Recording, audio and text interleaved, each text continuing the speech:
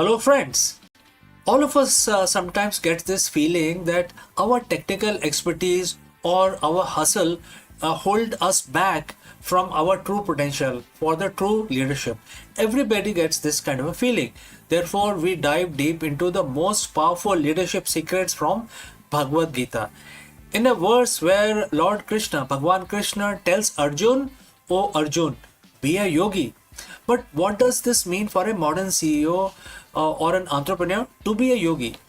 Today, we are going to break down why the yogi, the leader with disciplined equanimity, consistently outperform the three most common type of executive. Let's go.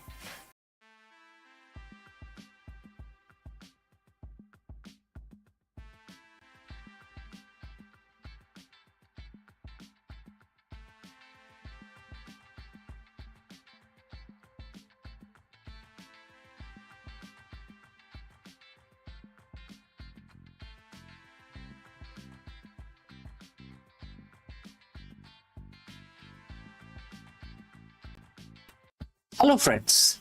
In today's hyper-connected yet fragmented business world, a CEO's greatest asset isn't just data, it is the universal awareness. In this video, we explore the profound leadership lesson hidden within Bhagavad Gita and how its wisdom can transform a busy executive into an omnipresent executive. Let's go and discuss this further. In the world of business, we are taught that results are everything. Quarterly earning, market share, profits, these are the metrics of our worth. We spend our life chasing the fruits, but there is a ceiling to that kind of leadership. Eventually, the chase leads to burnout, short-sightedness, and a strong sense of emptiness.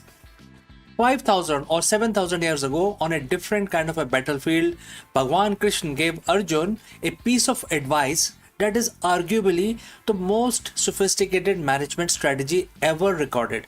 Today, we are looking at chapter 8, verse 28.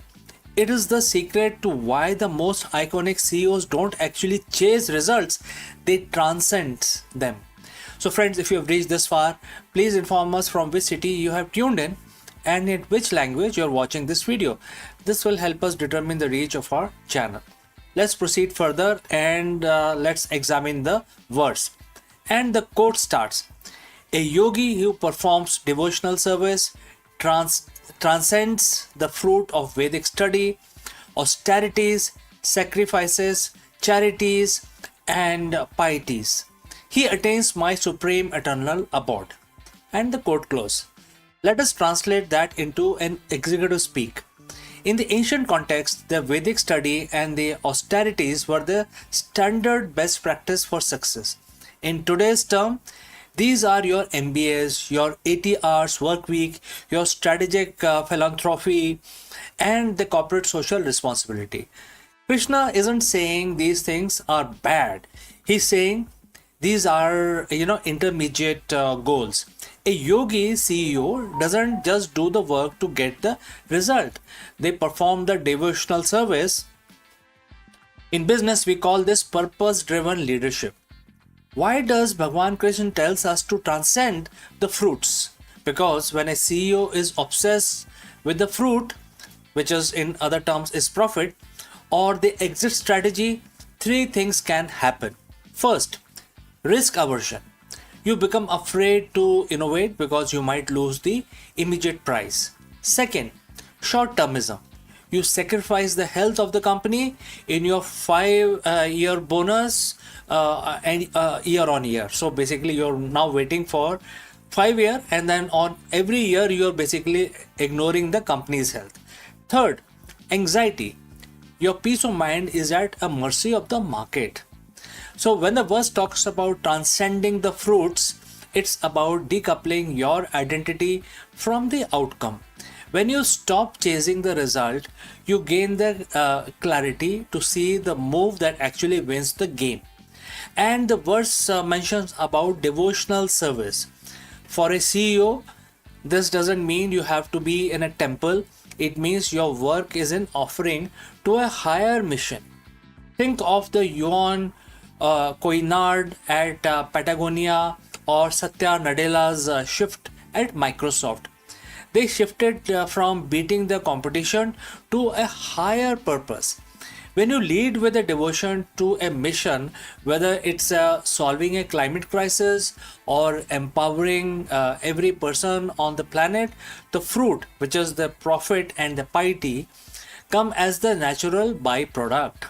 By aiming for the supreme abode, which we can interpret at the as the ultimate vision or your legacy, you automatically satisfy all the smaller matrices of success.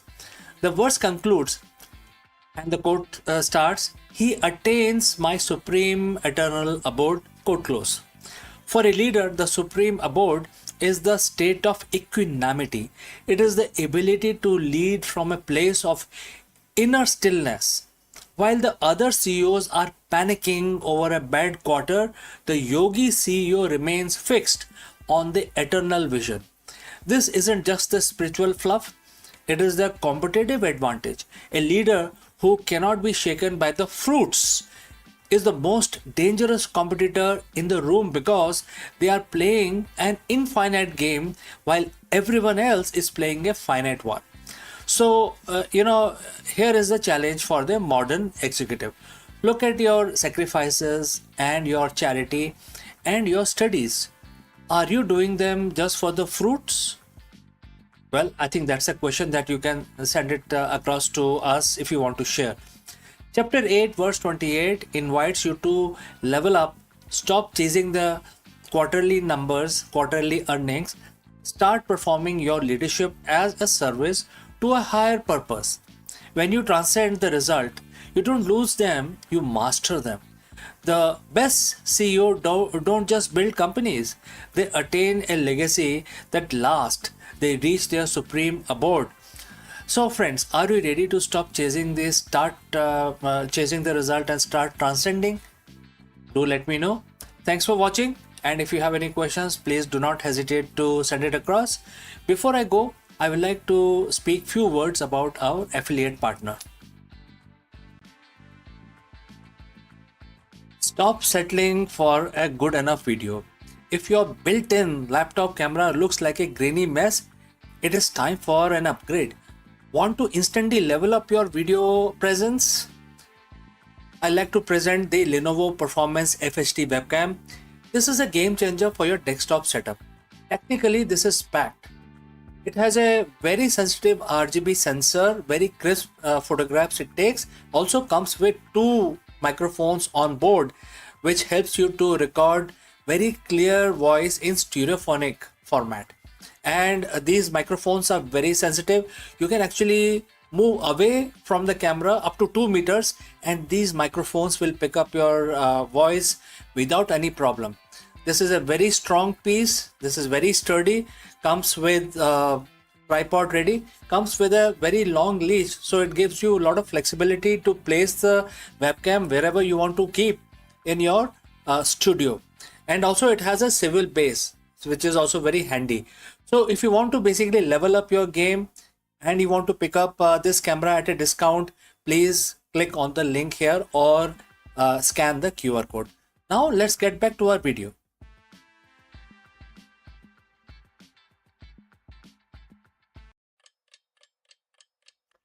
नमस्कार दोस्तों, आप सभी का स्वागत है।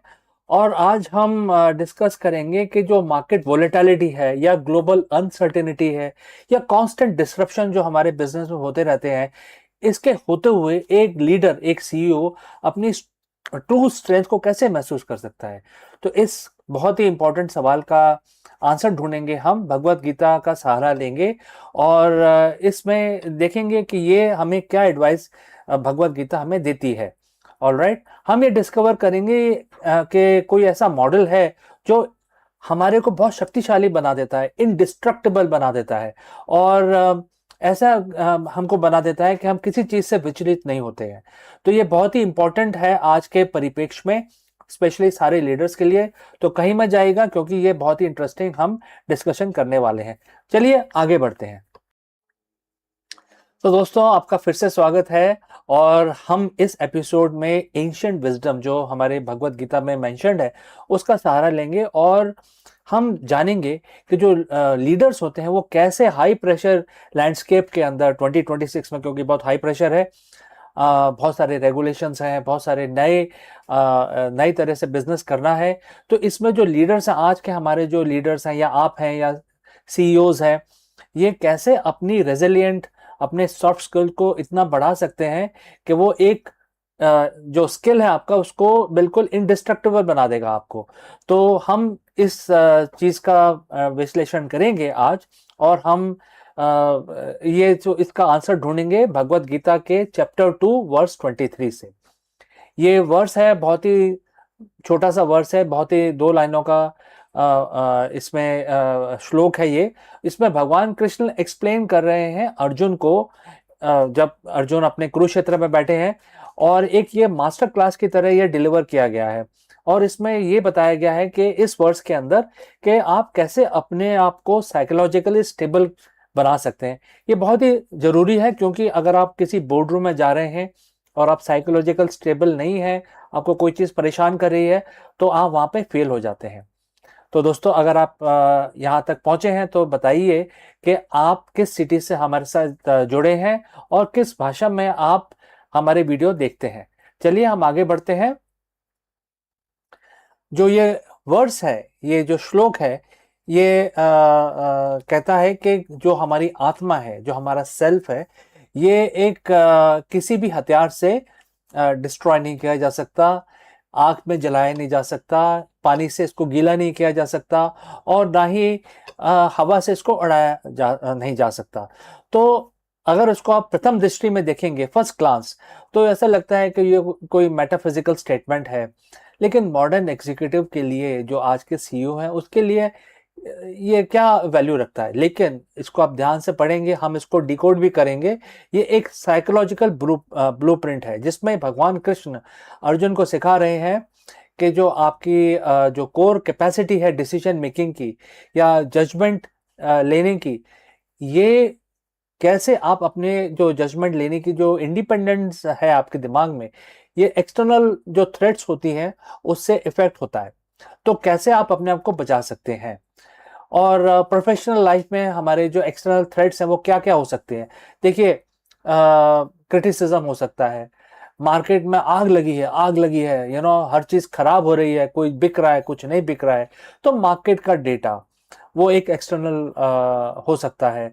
और regulatory changes एक external input हो सकते हैं, क्योंकि रेगुलेटरी चेंजेस होते हैं, रियलिटी है लाइफ की कि जो गवर्नमेंट है किसी भी देश में, वो कभी भी अपने हिसाब से वो रेगुलेशन को बदल देते हैं। तो हमें बिजनेस को ये हमेशा इनपुट रहता है कि कुछ ना कुछ उथल पुथल हो रही है। और दूसरा लास्ट में क्या होता है, इकोनॉमिक वॉलेटिलिटी। इन सब के बावजूद जो इकोनॉमी है वो हमारे हाथ में होती नहीं है, ये तो यूनिवर्स अपने आप ही मेंटेन करता है इस चीज को। तो जो ये वर्ड्स है, ये बताता है, एक बहुत स्टेबल देता है कि ऐसी कोई चीज है जो ना आग में जलाई जा सकती है, ना उसको हवा उड़ा सकता है, ना पानी गीला कर सकता है, ना कोई उसको वेपन डिस्ट्रॉय कर सकता है। तो इससे हम कैसे इंस्पायर हो और हम अपने जो हमारा जो बिजनेस वर्ल्ड है उसमें कैसे इसको उतारें।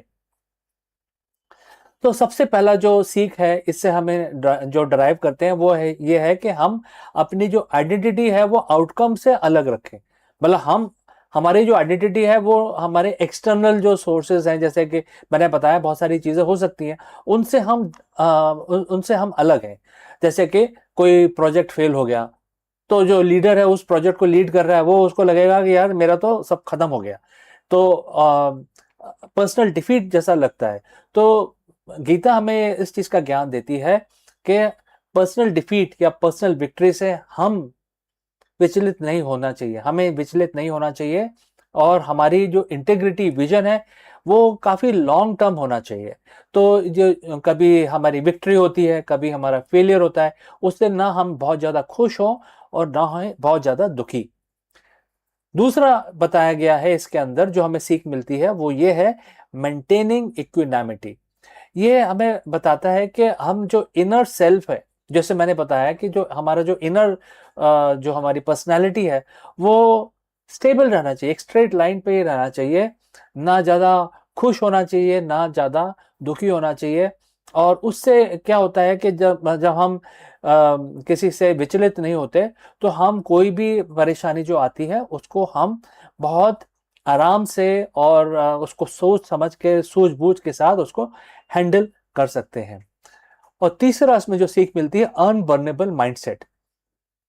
आपको जो माइंडसेट है जो किसी भी तूफान को झेल सकता है, मतलब बोलते हैं ना इंग्लिश में कि थ्रो एनीथिंग एट मी, तो उस चीज को आप मतलब आप झेल सकते हैं और आपको इसका फर्क नहीं पड़ता है।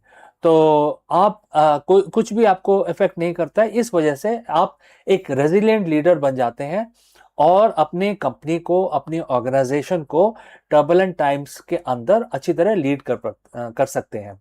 तो ये सबसे बड़ा जो ऑब्स्टिकल आपको महसूस होगा, ये तीन चीजें हमने सीखी इस श्लोक में, लेकिन सबसे बड़ा जो ऑब्स्टिकल इस श्लोक के से जो निकल के आता है वो है, जो हमें रेजिलिएंट बनने से रोकता है, वो है हमारी ego.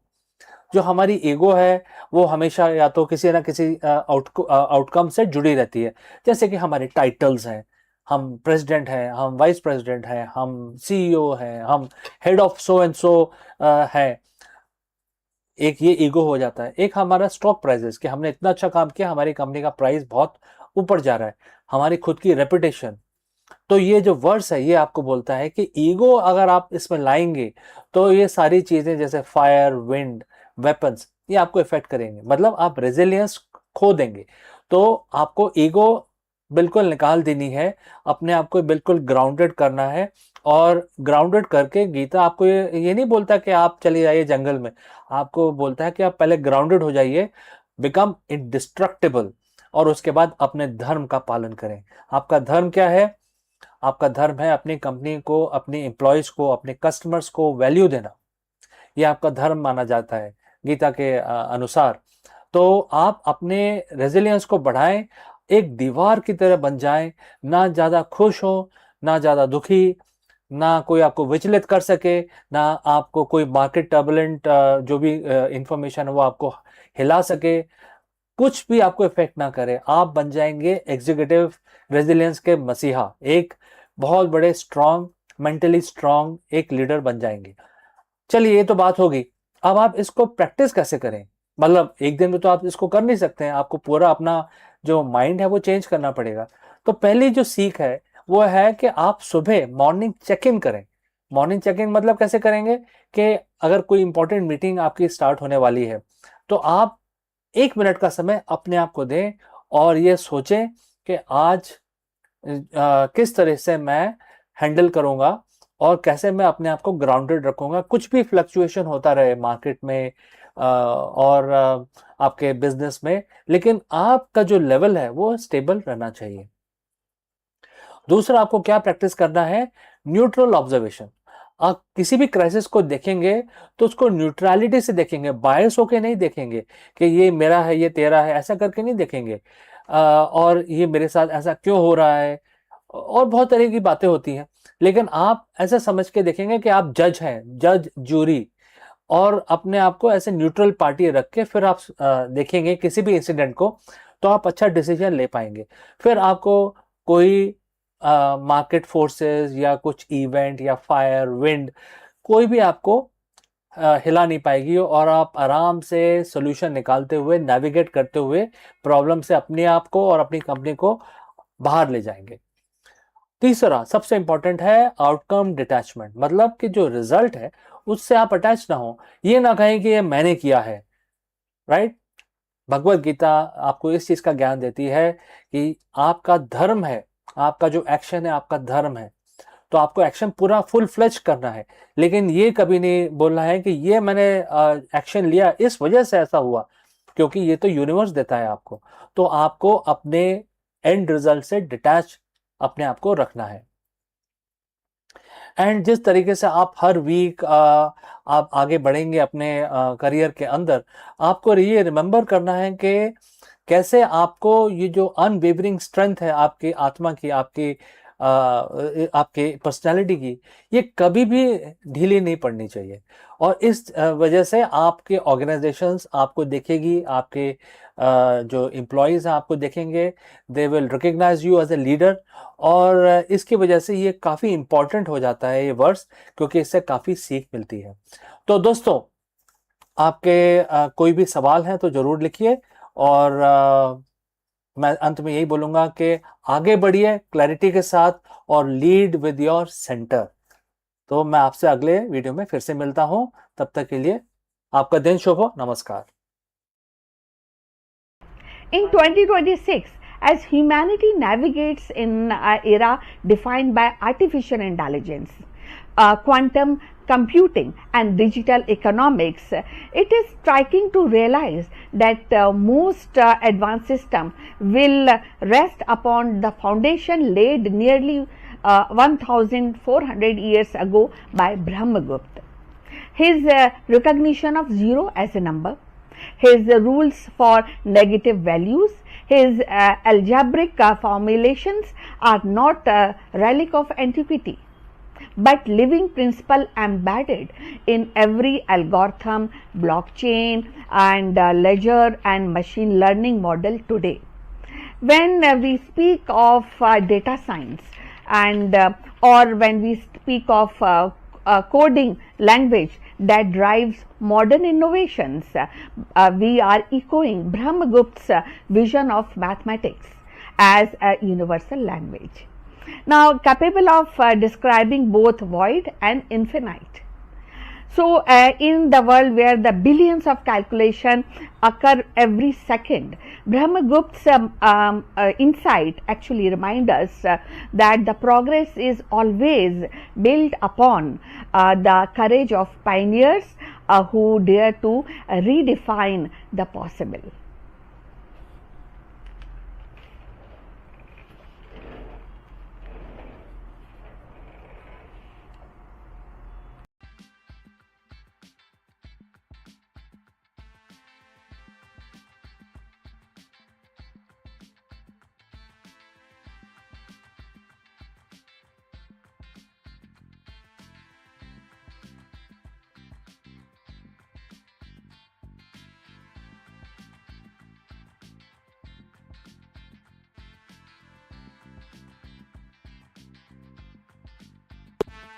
Hello friends and namaskar. We all know and think that the black holes are just born from dying stars. But friends, think again. This new groundbreaking research from Cardiff University has revealed a startling truth. The universe's largest black holes are built, not born. While we used to think supermassive black holes grew primarily by consuming gas, this new study suggests they reach monster status through a violent process of repeated collisions within a dense star cluster. Therefore, in this video, we dive deep into the science of hierarchical merger, the cosmic assembly line where black holes smash into one and another, growing larger and more powerful with every hit. Let us go and discuss this further. Imagine a monster, not a ghost or a creature from a movie, but a real life titan so heavy it warps the very fabric of space and time. We call them supermassive black holes. For decades, we have asked one simple question: where do they come from? Most of us were taught the birth story. A massive star dies, collapses under its own gravity, and presto, a black hole is born. But there is a problem. Some black holes are so big that being born simply doesn't explain how they got there. New research from Cardiff University has flipped the script. They have discovered that the universe's true giants aren't just born big, they are actually built. Like a skyscraper or a massive machine, they are constructed through a violent, repetitive process of cosmic collisions. Today, we are breaking down the built, not born theory and how it's changing everything we thought we knew about dark hearts of these galaxies. So friends, if you have reached this far, please inform us from which city you have tuned in and in which language you are watching this video. This will help us determine the reach of our channel. Alright, let's proceed further. To understand the Cardiff discovery, we first have to look at the old way of thinking. The traditional model says the black hole grew by eating. Imagine a black hole sitting in the middle of a cloud of gas. It slowly siphons that gas in, grew bit by bit over billions of years, and this is called accretion. But here is the catch. The math doesn't always add up. We have found supermassive black holes in the very early universes as well. If they grew only by eating gas, they wouldn't have had enough time to reach their massive sizes. It's like finding a fully grown oak tree in a forest that's only a week old. It shouldn't be possible. This led scientists to realize there must be another way, a faster, more aggressive way to build a giant. This brings us to the Cardiff University study. Led by a researcher in the School of Physics and Astronomy, the team looked away from the isolated stars and towards the dense star clusters. Imagine a crowded city during rush hour. Now imagine everyone in that city is a black hole. These clusters are the construction sites of the universe. Because everything is packed so tightly together, the gravity starts playing a high stake game of bumper cars. Instead of a single black hole sitting quietly and eating gas, you have dozens, even hundreds of black holes swirling around each other. This is what we call a nuclear star cluster. It is the most extreme environment in a galaxy. It's the perfect factory for building a monster. The Cardiff team used massive computer simulations to track how these black hole interacts. They discovered a process called hierarchical merger. Think of it like a tournament bracket. Round 1. Two small black holes collide and merge into one medium-sized black hole. Round 2. That medium-sized black hole finds another medium one. They merge to become a large one. Round 3. The large one smashes into another even larger ones. So this isn't a birth. This is an assembly line. Every time they collide, they releases a massive ripple in space-time known as the gravitational waves. These ripples are like the sound of the construction work happening. The Cardiff study showed that the built method is incredibly efficient. It allows black hole to skip the slow process of eating gas and jumping straight to supermassive size or status by consuming their own kind. So, why should we care if the black hole is born or built? First, it solves the early universe mystery. If black holes can merge rapidly in these clusters, it explains how they got so big so fast shortly after the Big Bang. Secondly, it tells us where to look. If we want to find the next generation of black hole mergers, we need to point our telescopes like the James Webb or LIGO at these dense crowded star clusters. But there is a darker side to this as well. This build theory suggests that the most powerful objects in the universe are essentially serial mergers. They are made of remains of thousands of smaller stars and black holes that came before them. They are the ultimate scavengers. The universe isn't a static place where things are simply born and stay that way. It's a dynamic, violent, and creative construction zone. And thanks to the team at Cardiff University, we now know that the giants lurking in the dark weren't just lucky enough to be born big. They fought their way and increased their size. They were built collision by collision in the most crowded corners of the space. So next time when you look up at the night sky, remember the biggest things out there are often the one that has survived the most crashes. So if you enjoyed this deep dive into the cosmic construction site, make sure you hit that like button and subscribe. And friends, what do you think is the built not born theory is a final piece of the puzzle? let me know in the comments below. Stay curious and always, always stay glued to the news. And I will see you again in the next one. Before I take your leave, a word about our affiliate partner. Stop settling for a good enough video.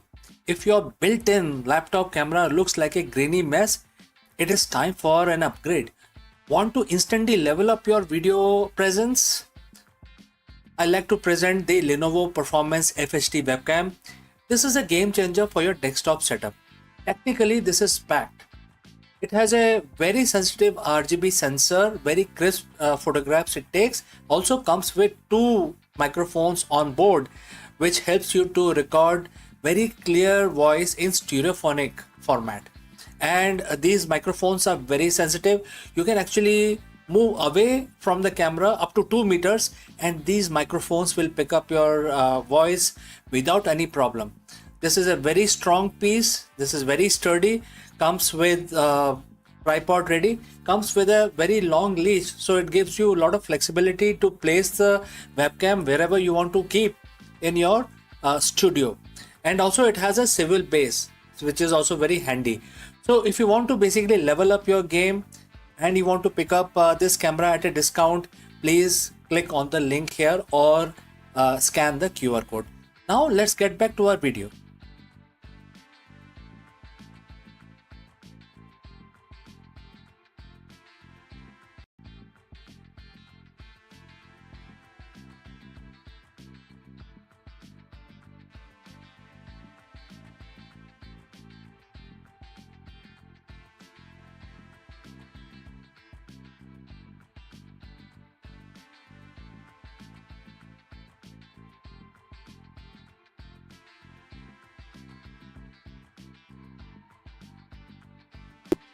Two dawns break across the alien sky, one blazing, one gentle, casting twin shadows that stretch into the unknown. What once lived only in the imagination of storytellers has now stepped into the telescope lens. 27 planet candidates orbiting not one but 2 suns. And these worlds, simmering like echoes of Star Wars Tatooine, are no longer fiction but cosmic invitation.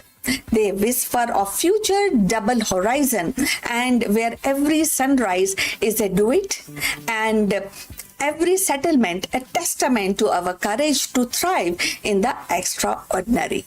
So let's find out more about this. Imagine standing on alien soil, the horizon painted not by one dawn, but 2.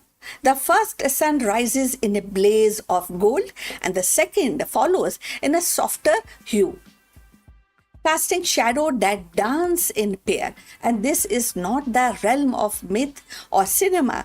It is a reality hinted by astronomers who have uncovered 27 planet candidates orbiting binary stars.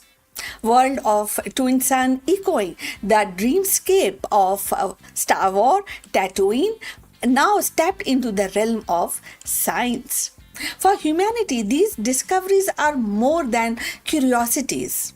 They are invitation. Each planet circling 2 suns represent a lab of survival, a crucible where the light, gravity, and the climate conspire in an unfamiliar way. The future of human settlement may well depend on our ability to adapt to such extreme. Binary system challenge our engineering, our biology, and our imagination. How do we build the home where the daylight never truly ends, or where the nights are fractured by competing lunar rhythms? How do the crop grow under 2 suns and their photosynthesis tuned in a spectrum broader than Earth? So these are the questions that are obstacle, and if you feel they're obstacle, that is up to you. But for scientists and somebody who is inclined to new discoveries, these questions are not obstacles, but they are seed of innovation. So, if you have reached this far, please inform us from which city you have tuned in and in which language you are watching this video. This will help us determine our channel. So, moving forward, the dual suns offer paradoxical gift. On one hand, these gravitational tug of war can destabilize orbits, making climate volatile. On the other hand, their combined energy could sustain habitable zone wider than those around solitary stars. A planet warmed by two suns might host desert of dazzling brilliance, ocean simmering under perpetual twilights, or forests that evolve pigment unknown to Earth. For settlers, survival would mean harnessing these abundance. Solar array tuned to twin frequencies, agriculture adapted to relentless light, and architecture designed to shield the channel heat. So, but beyond the survival lies culture. Imagine the myth born under binary skies. Children raised to see two dawns as a symbol of resilience. Poet describing love as a dance of twin flames. And scientists charting calendar by rhythm of dual eclipse. So human settlement is not only about biology, it is about meaning. And these words promises meaning in abundance. The discovery of 27 such candidates is a reminder that our galaxy is not uniform. It is diverse, it is unpredictable and generous. Each binary system is a stage where the humanity might rehearse its next act. Colonies under twin suns could become outposts of resilience, teaching us to thrive in the condition once thought to be impossible. They could serve as a way station for a deeper journey, stepping stones and towards galactical citizenship. The future of the settlement among the twin suns is not guaranteed. It is earned.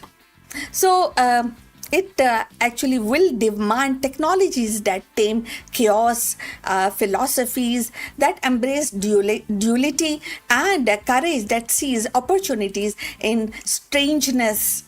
So, yet the history shows that humanity thrives when they're challenged, and from desert to poles, from oceans to orbit, we have always actually turned the unfamiliar into the home.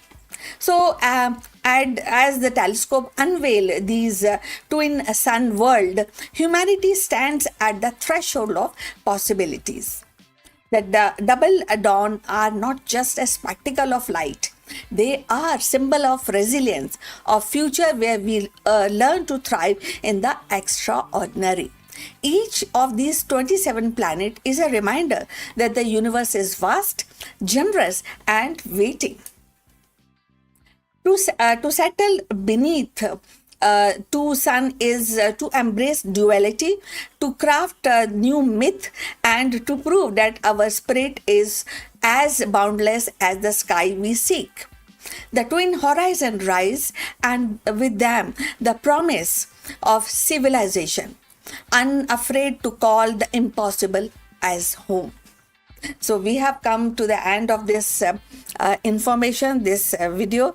Look forward for your comments, and thanks for watching. Please like and subscribe our channel, and see you in the next one. But before we end, few words from our affiliate partner.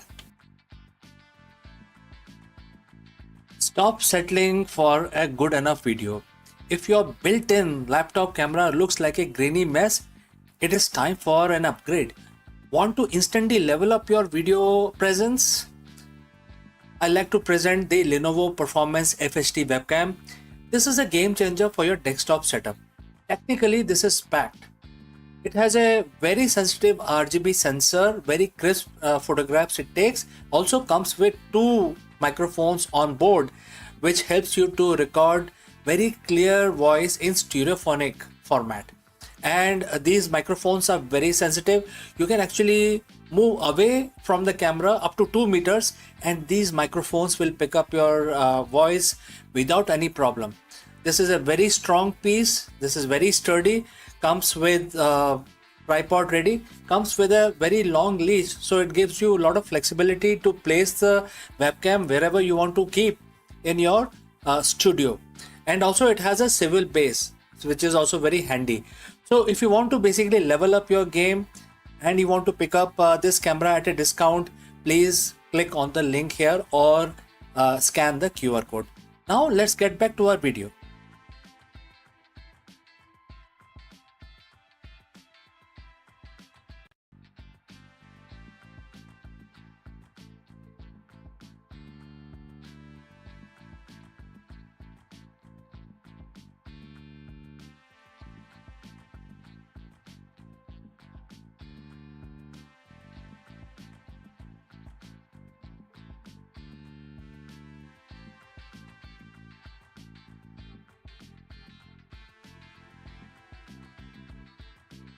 In the furnace of ancient India, where the sages were scientists and labs were temples of an inquiry, one name glows like a molten gold: Nagarjuna. Not the philosopher of Mahayan fame, but the metallurgist and alchemist whose experiments with mercury, iron, and transmutation blurred the line between mysticism and the material science. Legend places him in a Vidarbha and Satvahana dynasty, working in hidden labs, chasing immortality, while perfecting techniques that still echoes in modern metallurgy. In 2026, as nanotechnology, refined alloys, and imitation jewelry thrives on his ancient method, Nagarjuna's story reminds us that the quest to transform matter is timeless as human spirit itself. So let's find out more. In the annals of Indian science, Nagarjuna stands as a figure both enigmatic and luminous. While the name Nagarjuna is often associated with great Buddhist philosopher of 2nd century CE, another tradition celebrates him as a metallurgist and alchemist of medieval India. The Nagarjuna, remembered in text and oral tradition, was a master of rasayan, the ancient Indian science of alchemy,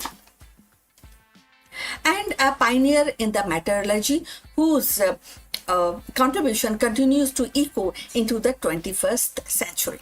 Born, according to some account, in Vidarbha and later associated with Satvahan dynasty, Nagarjuna is said to have established labs in South India. Archaeological evidence from Nagalwadi in Maharashtra suggests that he conducted experiment in metallurgy and chemistry, working with substances like iron, mercury, and his curiosity was not limited to metals. He sought an elixir of immortality, invisibility, and transformation, blending mystical aspiration with a rigorous experimentation. So if you have reached this far, please inform us from which city you are tuned in and in which language you are watching this video. This will help us to determine the reach of our channel. So moving forward, his most celebrated text is Rasa Ratnakar, is a compilation of chemical knowledge. In it, Nagarjuna discussed the acid, the metals, and the process of purification. He described a method for extracting gold, silver, tin, and copper, and even outlined the distillation techniques. These writings reveal a mind deeply engaged with the material world, yet always linking a chemical process to the spiritual purification. For Nagarjuna, the act of refining metal mirrored the refining or refinement of soul. Impurities must be removed, whether in the matter or in human character. One of his most intriguing contributions was gold shine mechanism, Through experiment, he discovered the ways to transmute the base metal into substance that resemble gold. While not true transmutation, this process produced a gold-like sheen technology that remarkably is still used today in the jewelry industry for imitation of ornament. Thus, a technique born in ancient labs continues to shape the modern aesthetics. Nagarjuna's influence extended beyond the metallurgy. He was also a physician, a yogi, contributing to Ayurveda through texts like Yoga Satak and the Jeev Sutra. His integration of chemistry with medicine enriched Indian medieval traditions, offering insight into the preparation of compound and the treatment. In this way, he embodied the interdisciplinary spirit, a scientist, a healer, a philosopher, rolled into one. In 2026, his legacy feels strikingly modern. His principle of articulated systematic experimentation, purification, and transformation resonate with the contemporary chemistry and the material science.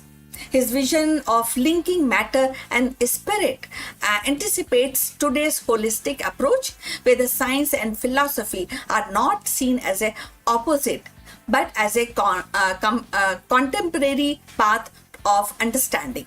Moreover, his experiment in distillation and metallurgy remind us that India's scientific heritage is not peripheral, but central to the global history of science. Nagarjuna, the metallurgist, thus emerged as a bridge builder between philosophy and chemistry, between ancient aspiration and modern technologies. His labs may have been simple by today's standards, but his imagination was vast, reaching for the immortality and the cosmic truth, while the grounding itself in the practical art of working with the metals. In honoring him, we recognize not only as a pioneer of Indian alchemy, but also a timeless symbol of human curiosity, the drive to transform, to refine, and to discover. Nagarjuna's alchemy was more than a pursuit of gold. It was a pursuit of knowledge itself. In 2026, as we refine materials at nanoscale, explore new alloy for space exploration, we walk a path he helped to lay centuries ago, providing the fire of inquiry he kindled still that inquiry which he kindled that still actually burns within us in 2026. We have come to the end. Please like and subscribe this channel. Look forward for your comments. But before we end, few words about our affiliate partner. Stop settling for a good enough video. If your built-in laptop camera looks like a grainy mess, it is time for an upgrade. Want to instantly level up your video presence? I like to present the Lenovo Performance FHD webcam. This is a game changer for your desktop setup. Technically, this is packed. It has a very sensitive RGB sensor, very crisp photographs it takes. Also comes with 2 microphones on board, which helps you to record very clear voice in stereophonic format. And these microphones are very sensitive. You can actually move away from the camera up to 2 meters and these microphones will pick up your voice without any problem. This is a very strong piece. This is very sturdy. Comes with tripod ready. Comes with a very long leash, so it gives you a lot of flexibility to place the webcam wherever you want to keep in your studio. And also it has a swivel base, which is also very handy. So if you want to basically level up your game and you want to pick up this camera at a discount, please click on the link here or scan the QR code. Now let's get back to our video.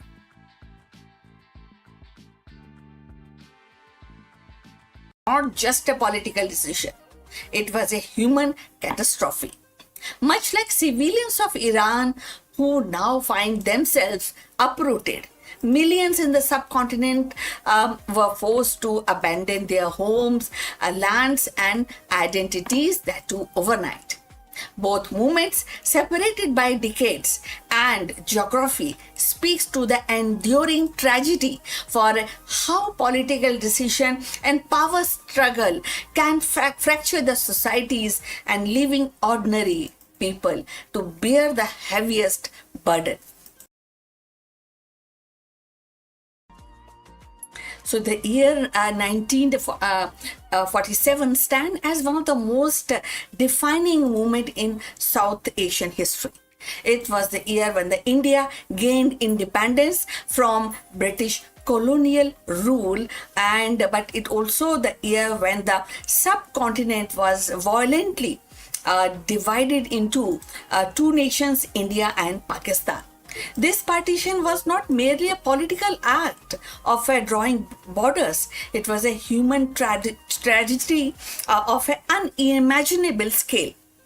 So today we are actually, as the new documentaries revisit this chapter, they bring fresh voice and forgotten stories, reminding us that the echoes of 1947 still actually there in the hearts, in the mind, across the generations. Partition uprooted nearly 15 million people, making it one of the largest forced migration in human history. Families who had lived side by side for centuries suddenly found themselves on the opposite side of hastily drawn borders. Villages were split, friendships were dissolved, and the communities tore apart. The documentaries highlights not just the statistics, but the lived experience, like the grandmother who carries her infants across the burning field, the young man who lost his entire family on a train to Lahore, the child who never understood why neighbors turn into enemies overnight. So if you have reached this far, please inform us from which city you have tuned in and in which language you are watching this video. This will determine the reach of our channel. So going forward on this topic, so the violence was actually staggering.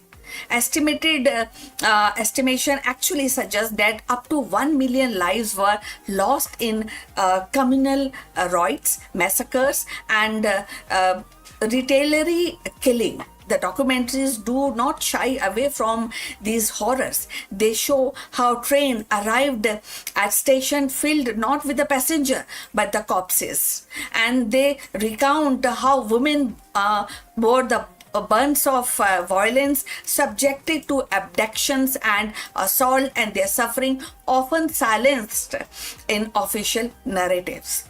By revisiting these stories, filmmakers are not only documenting history but also challenging the silence that has long surrounded these wounds. Yet, in the amid of this devastation, there are also stories of extraordinary humanity, like Hindu and Muslim Sikhs who risk their lives to protect neighbors of another faith, ordinary villagers who formed a human chain to shield women and children. And these acts of compassion remind us that the partition was not only about division, it is also about resilience, courage, and stubborn persistence of hope. The documentaries also explore the political dimensions of partition. They revisit the hurried negotiation between leaders like Jawaharlal Nehru, Muhammad Ali Jinnah, and the Lord Mountbatten. And they questions whether the division was inevitable or whether it was a product of colonial haste and political miscalculations. So they also highlight how these border line drawn in just 5 weeks, carved through the homes, rivers, and field, with a little regards for human consequences. In doing so, they invite viewers to reflect on the long shadow of colonialism and the kind of fragility of nation building. So as we close this retelling of 1947, it is impossible not to see the parallel with the conflict unfolding in Iran today. Just as the partition tore apart the families and villages and villagers and centuries of coexistence, the war in Iran are displacing communities, fracturing identities, and leaving scars that will echo for the generation. The lesson of partition is not confined to South Asia. It is universal reminder of how political decision drawn hastily or imposed violently can unravel the fabric of the society. The borders carved in 1947 create wounds that still shape India and Pakistan. In Iran, the battle of today are shaping future in the way that will remembered decades from now. So by revisiting partition, we are also not only honoring the memories of those who suffered, but also urging ourselves to recognize the human cost of division, whether it occurs whatever and wherever it occurs. The echoes of 1947 remind us that the history is not a distinct past. It is a living force reflecting in the struggles of people across the world. If we listen closely, the cries of displaced family in Iran today carries the same resonance as those who fled across this border line, which was created by political decision in 1947.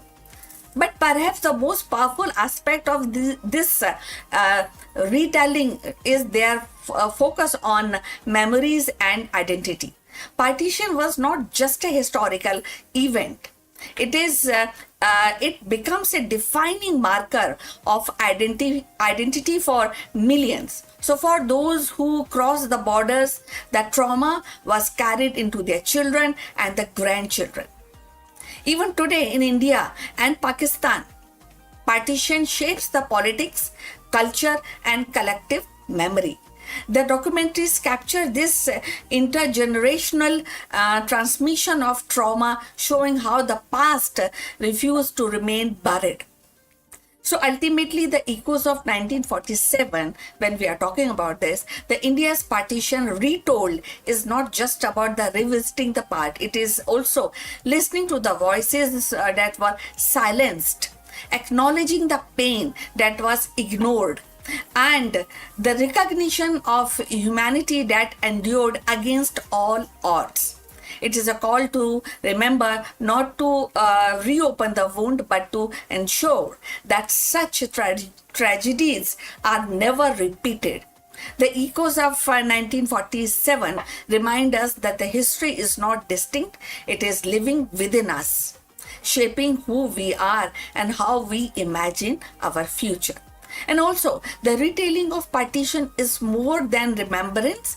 It's also a call to empathy, to be vigilant, and to ensure that the tragedies of the yesterday do not become inevitable for tomorrow. So please send us your comments, subscribe to our channel for more insights in Indian spirituality and politics and the history and of course the mythology. So see you in the next one. Hello friends, let me ask you, can the ancient wisdom solve the modern leadership crisis? In this video, we dive deep into Bhagavad Gita. And friends, as you know, Bhagavad Gita is 7,000-year-old manuscript, and some of the teachings in Bhagavad Gita can be directly related to the modern day CEOs and entrepreneurs. While the corporate world focuses on the external ROIs, the Gita point towards the ultimate ROI, which is transitioning from material containment to absolute clarity. Let us discuss this further. In the corner office of any major corporation, the metrics are always the same, which is EBITDA, market share, quarterly growth, and the shareholder value.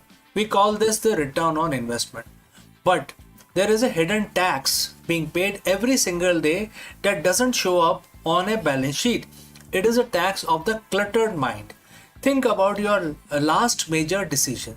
Was it made with 100% clarity, or was it colored by the fatigue of the previous meetings, anxiety of fluctuating markets, or perhaps the flicker of ego? Most leaders operate in a state of what the Bhagavad Gita calls material contamination. In modern terms, we call it cognitive noise. Today, we are going to take a look at 7,000-year-old formula that offers a different kind of ROI. We are looking at chapter 6, verse 28 of Bhagavad Gita. It is a verse that promises not just success, but the ultimate happiness, and for a CEO, that might be most strategic advantage you can possess. Alright, so friends, if you have reached this far, please let us know from which city you have tuned in and in which language you are watching our live stream. Alright, let's move ahead. Let's look at the verse itself. And the verse says, quote starts, the yogic practice free from material contamination, and by connecting with the divine, he reaches the ultimate happiness. Quote close. Alright, so this, this sounds like something like a yogic practice for a busy executive, and divine might sound like they are being asked to go to a mountain retreat and not to a boardroom. But let's translate this into the language of leadership. The verse identifies three distinct stages. First, the process, a yogic practice which requires consistent mental discipline. Number two, the result, the freedom from contamination, which is removal of all biases and noise. 3. The goal, the ultimate happiness, which is a state of peak performance and flow. And therefore, for a CEO, this is something which is not just spiritual. It is a blueprint of the operational, operational side of your activities, right? Don't you think so? All right. So this is going to also, improve your excellence in yourself. What does the Gita mean by contamination in the context of 21st century company? Contamination is anything that obscure your true vision in the boardroom. This looks like ego trap. And there are several things attached to the ego trap. First is making decision to win an argument rather than to serve the company's mission. Second is analysis paralysis, being so bogged down by data that you lose your intuitiveness, gut feeling, etc. Third is the emotional residue, carrying the frustration of a failed merger into your dinner with your family, or worse, into your next strategic session. When a CEO is contaminated, they are reactive.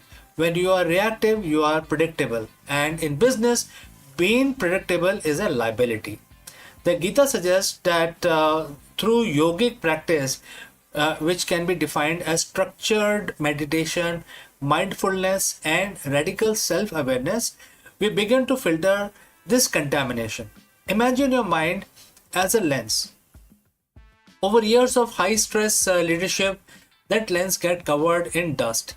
This verse is about daily habit of wiping the lens clean. The verse mentioned, contact with divine, etc. The word of high performance, we have a different word for this, which is flow. And it is that state where the self vanishes, the time slows down, and you execute with effortless precision. But there is a deeper layer here.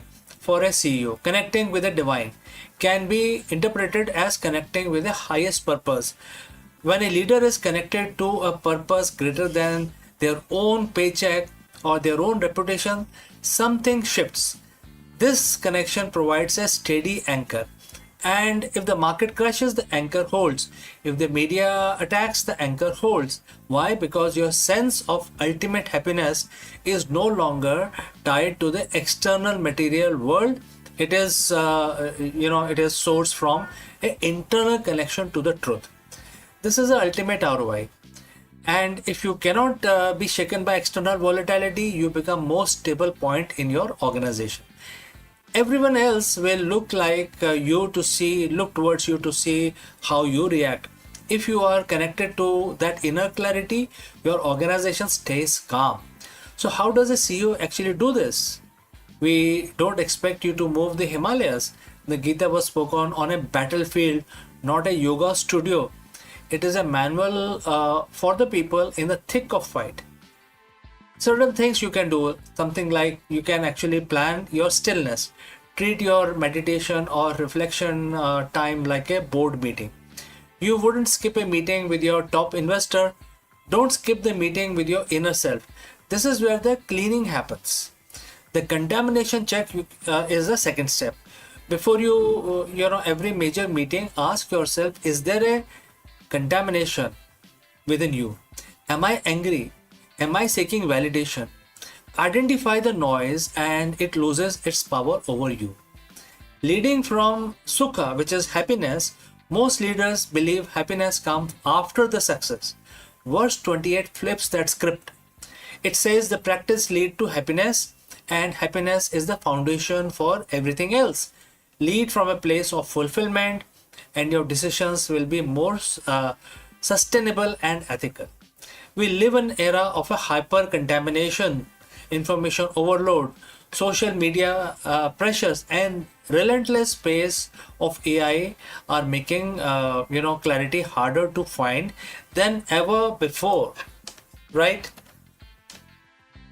The CEO of the future is not the one with the most data. It is the one with the cleanest lens. By practicing the principle of Bhagavad Gita, chapter 6, verse 28, you aren't just becoming a better spiritual person. You are becoming more effective, more resilient, and more visionary leader. You are trading the temporary high of material gains for the ultimate happiness and for a clear mind.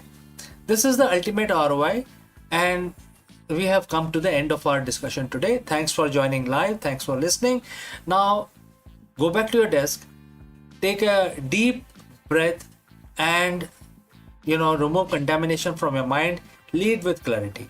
So friends, if you have any questions, please do not hesitate to send it across. Before I move on to the next topic, a word about our affiliate partner. Stop settling for a good enough video. If your built-in laptop camera looks like a grainy mess, it is time for an upgrade. Want to instantly level up your video presence? I like to present the Lenovo Performance FHD webcam. This is a game changer for your desktop setup. Technically, this is packed. It has a very sensitive RGB sensor, very crisp photographs it takes. Also comes with 2 microphones on board, which helps you to record very clear voice in stereophonic format. And these microphones are very sensitive. You can actually move away from the camera up to 2 meters, and these microphones will pick up your voice without any problem. This is a very strong piece. This is very sturdy. Comes with tripod ready. Comes with a very long leash, so it gives you a lot of flexibility to place the webcam wherever you want to keep in your studio. And also it has a swivel base, which is also very handy. So if you want to basically level up your game and you want to pick up this camera at a discount, please click on the link here or scan the QR code. Now let's get back to our video. Rishi Kashyap, the eternal sage of Sanatan Dharma, stands as the architect of diversity itself. His legacy woven into the very fabric of existence. Kashyap's achievement was cosmic, unbounded by geography or time. His empire was not of conquest but of coexistence.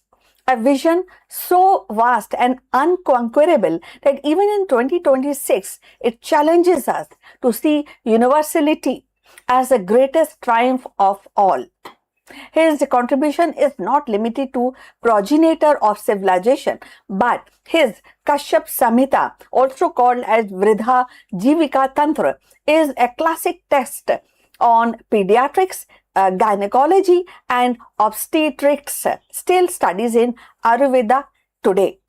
Kashyap is also credited with contribution to Kashyap music and Shilpa Shastra, that is art and architecture, showing his influence beyond spiritual philosophy. So let's find out more about him. Rishi Kashyap, one of the greatest Saptarishi, is remembered not only as a sage but a progenitor of civilization, a figure whose vision encompassed the very diversity of the creation. His legacy is vast. Through his union, and Kashyap is said to have fathered myriad beings like human, animals, birds and celestial entities. This mythic narrative is more than ancestry. It is a profound metaphor for interconnectedness, teaching all existence is a part of a single cosmic order. In 2026, when the humanity confronts ecological crisis, erosion of biodiversity, Kashyap's vision feels like a timeless call to honor diversity as sacred. So if you have reached this far, please inform us from which city you have tuned in and in which language you are watching this video. This will help us to determine the reach of our channel. So moving forward on this topic, Rishi Kashyap's philosophy integrated dharma with natural order, that is righteousness with the natural order, urging harmony between human conduct and the rhythm of cosmos. This resonates today in a sustainability movement where the ethics and science converge to guide responsible living. And at the same time, Kashyap's worldview insists that the progress must align with the balance, that the innovation must serve the natural order. And his legacy also bridged myth and governance, as dynasties traced through the lineage to him, grounding authority in values of stewardship and the continuity. So in our era of contested leadership and fractured identities, the Kashyap's example reminds us that the true governance rests on responsibility towards all being. Yet Kashyap's unconquerable achievement lies in his vision of universality. By fathering diverse lineage, he symbolized unity through multiplicity. This echoes in 2026, a globalized digital world where the pluralism is strength and the interconnectedness is destiny. His philosophy challenges us to weave difference into shared narratives of coexistence, much as he wove creation into a single cosmic order. Kashyap, traditionally associated with northern western part of Indian subcontinent, the very name Kashmir, which is a state of India, believed to derive from him. Legend says Kashyap drained the ancient lake Satisar to make the valley habitable, giving rise to region's name Kashyap Mir, that is lake of Kashyap, eventually now we call it Kashmir, or Kashyap Meru, that is mountain of Kashyap. So it is here that one must certainly mirror the spirit of Genghis Khan of Mongolia. Centuries later, embodied the relentless drive to unify vast territories under single vision. His empire stretched across continents, reshaping trade, culture, and governance. Kashyap's achievement, though born of creation rather than conquest, is monumental. Where the Khan's empire was bounded by geography and time, Kashyap's was cosmic, eternal, and unconquerable. In 2026, as humanity seeks to reconcile power with wisdom, Kashyap's achievement stands as the greatest triumph, the creation of diversity itself, the binding of existence into one living continuum. Thus, Kashyap's contribution to the world is not confined to myth or ancestry. It is philosophy of balance, diversity, and responsibility. His voice echoes across millennia, reminding us that the creation is sacred.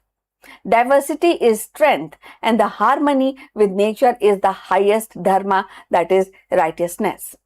In 2026, his legacy challenges us to honor the interconnectedness woven into of life, or maybe a web of life, to embrace pluralism as power and recognize that the greatest empire is not the one of conquest but coexistence. Rishi Kashyap's legacy is not a tale locked in the past, but a living philosophy that continues to shape the present. So his unconquerable achievement was the creation of universality itself, an empire of coexistence that transcends boundaries of time and geography. His presence is linked to Himalayas and surrounding region, embedding him into the spiritual landscape of northern India. He is a global impact even today. So Kashyap's vision unified existence through creation, weaving together human, animal, celestial being into one cosmic continuum.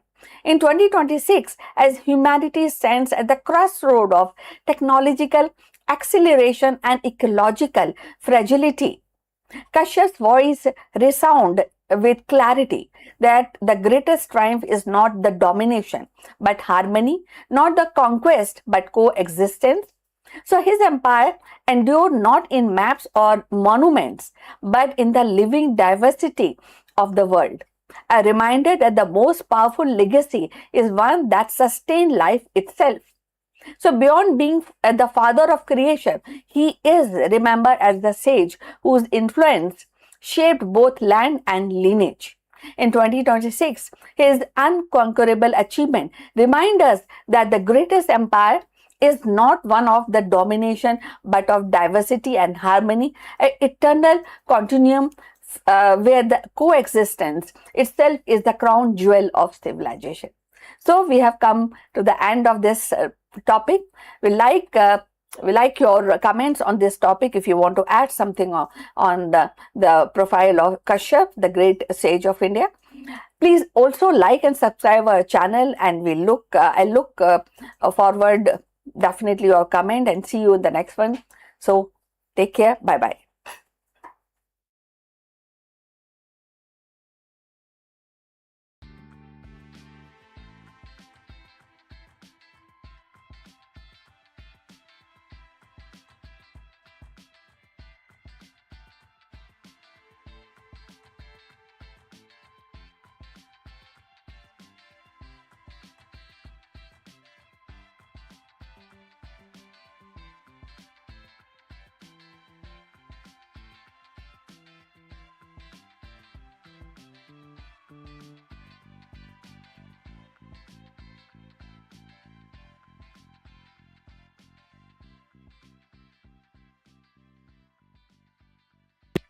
Hello friends and namaskaram.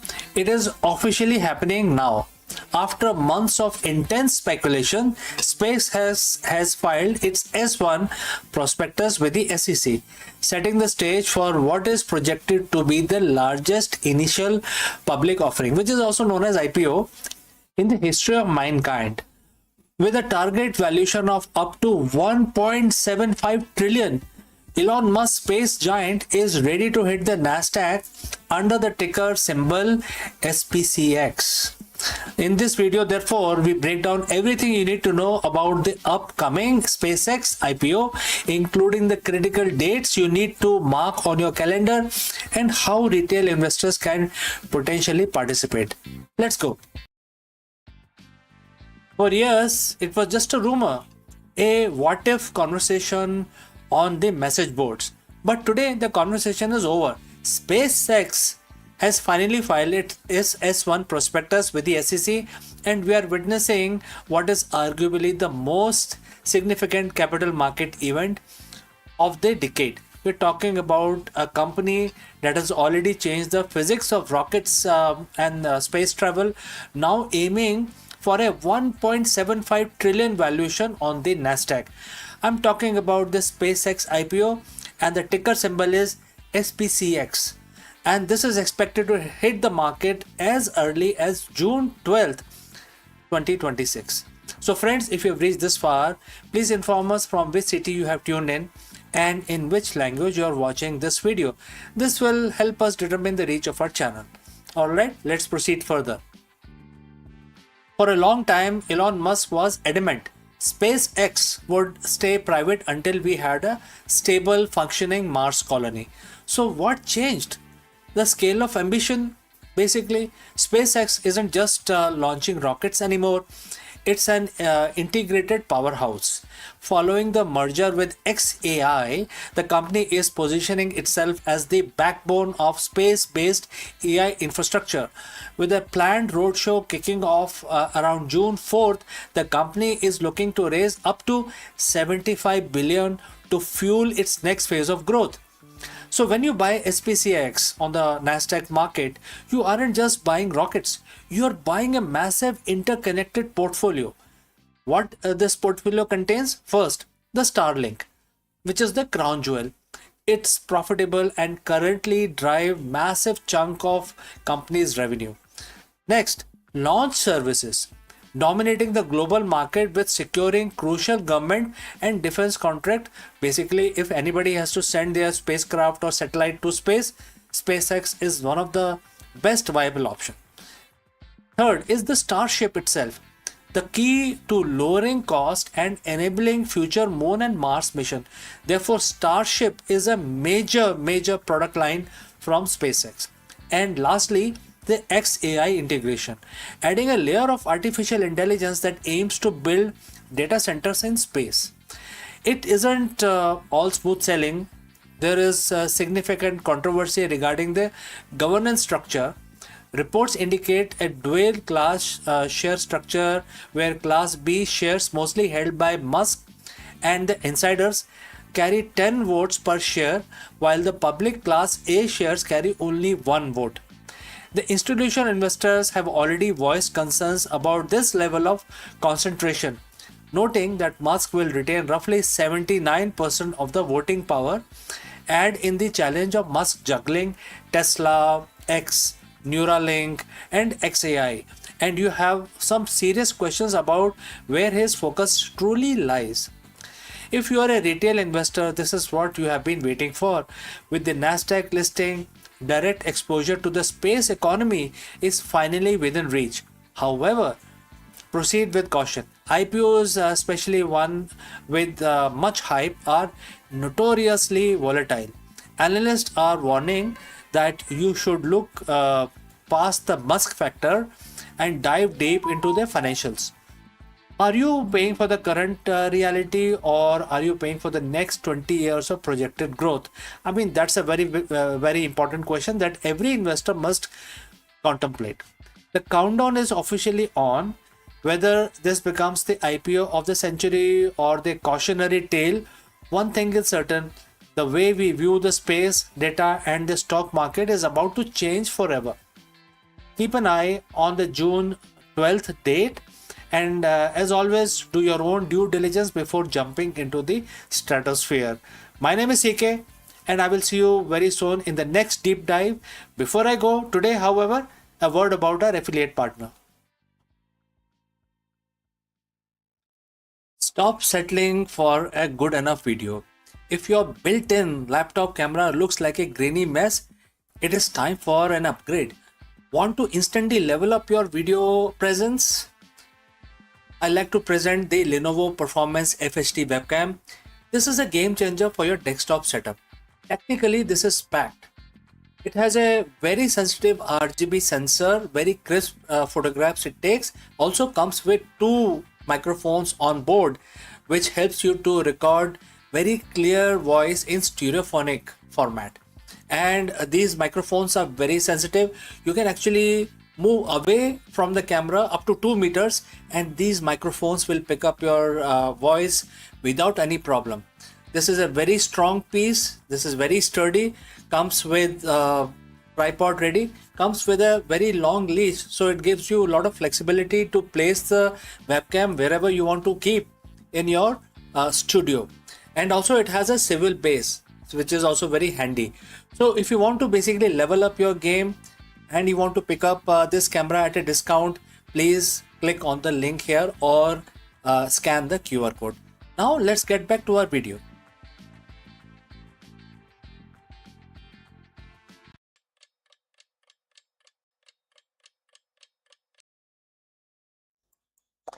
नमस्कार दोस्तों, आप सबका स्वागत है। और हर रोज की तरह हम अपना दिन शुरू करेंगे तो भगवान की पूजा करेंगे। और आज शनिवार है, तो आपको सबको पता होगा, ज्ञात होगा कि जो शनिवार का जो दिन है वो शनि भगवान के लिए सुरक्षित किया गया है, उनके ऊपर समर्पित है।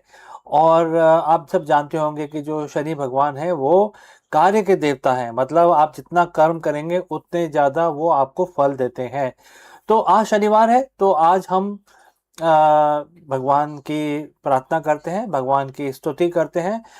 हर रोज की तरह हम 11 दफा एक मंत्र का उच्चारण करेंगे जो शनि भगवान की पूजा के हेतु है। और रोज की तरह हम इस काउंटर को यूज करेंगे। इसमें देख सकते हैं, इसमें नंबर है, तो हमें आसानी होती है कितने बार हो गया ये हमें पता चल जाता है। तो ठीक है, आप जैसा भी करना चाहें, आप माला का इस्तेमाल कर सकते हैं या अपने फिंगर टिप्स का भी इस्तेमाल कर सकते हैं, नो प्रॉब्लम। लेकिन 11 दफा करना है। आप हमारे साथ जुड़ें और हमारे साथ इस मंत्र का उच्चारण करें। इससे शनि भगवान काफी खुश होते हैं। और ध्यान रहे कि शनि भगवान जो हैं ये काफी मतलब बहुत ही कर्म के वो हैं, स्वामी हैं। तो अपने कर्म को आप ठीक रखें, इसका भी ध्यान रखें। तो चलिए हम हाथ जोड़ के नमन करते हैं और भगवान शनिदेव का ध्यान शुरू करते हैं। ओम शन शनिश्चराय नमः। ओम शन शनिश्चराय नमः। ओम शन शनिश्चराय नमः। ओम शन शनिश्चराय नमः। ओम शनिश्चराय नमः। ओम शन शनिश्चराय नमः। ओम शन शनिश्चराय नमः। ओम शन शनिश्चराय नमः। ओम शन शनिश्चराय नमः। ओम शन शनिश्चराय नमः। ओम शन शनिश्चराय नमः। तो इसके साथ हमारी आज की पूजा समाप्त हुई। बस अभी थोड़ी देर में दोबारा मिलते हैं दूसरे वीडियो में। तब तक के लिए आपका दिन शुभ रहे और मंगलमय रहे। नमस्कार।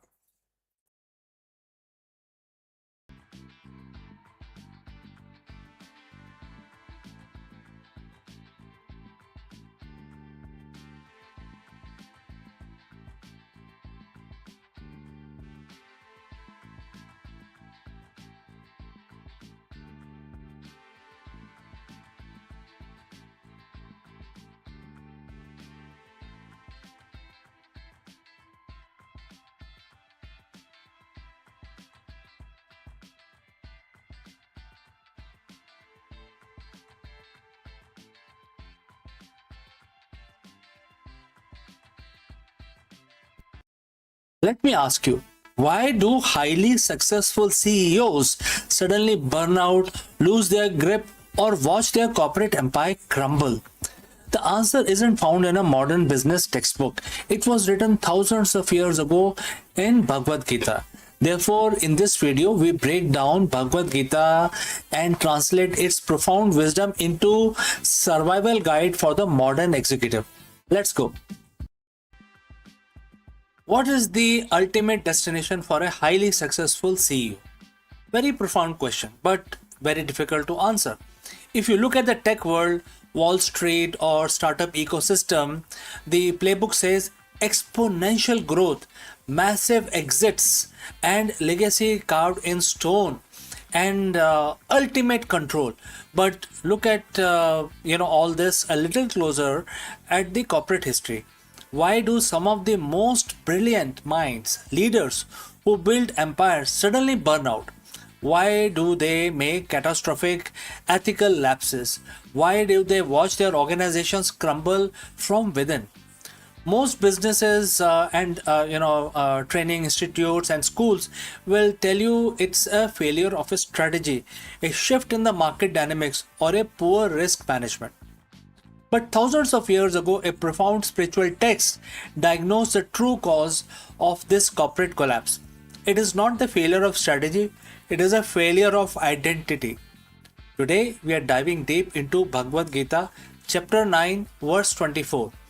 We are going to look past the religious context and uncover a brutal, timeless, psychological warning that every modern founder, executive, and leaders need to hear before it's too late.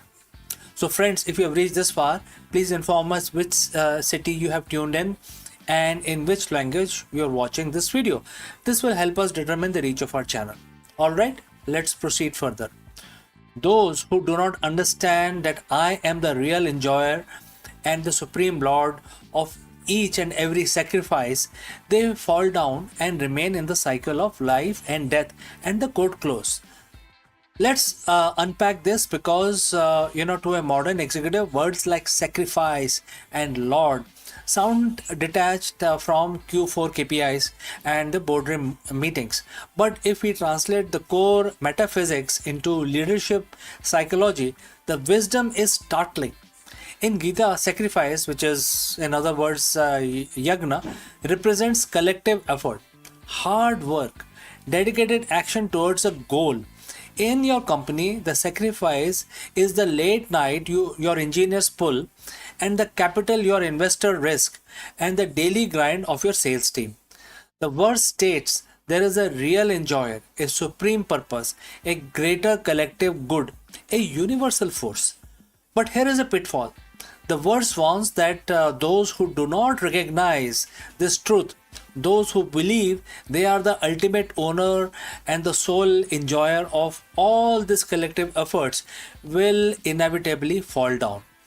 This brings us to the ego trap. When an entrepreneur starts a company, they are driven by a vision. They sacrifice their comfort, their sleep, and their time. But as the company grows and success pours in, a subtle shift happens in leaders' psychology. The ego takes over. The CEO begins to think, I built this. This $1 billion valuation is because of my genius. The employees are sacrificing their time so that I can enjoy the profit and the fame. They declare themselves the real enjoyer. When the leader makes this mental shift, they detach themselves from the reality. They become obsessed with the fruits of the labor rather than the quality of the work, and this is what the Gita calls attachment to the result. Look at the corporate giants of the last few decades who fell from the grace. From Enron to spectacular crashes of certain modern tech unicorns. It's almost never a lack of intelligence. It is always their hubris.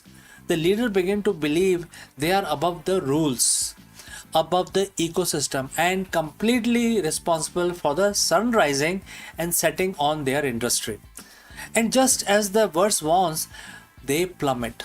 The second part of the verse says that because they don't understand this truth, they remain in the cycle of life and death.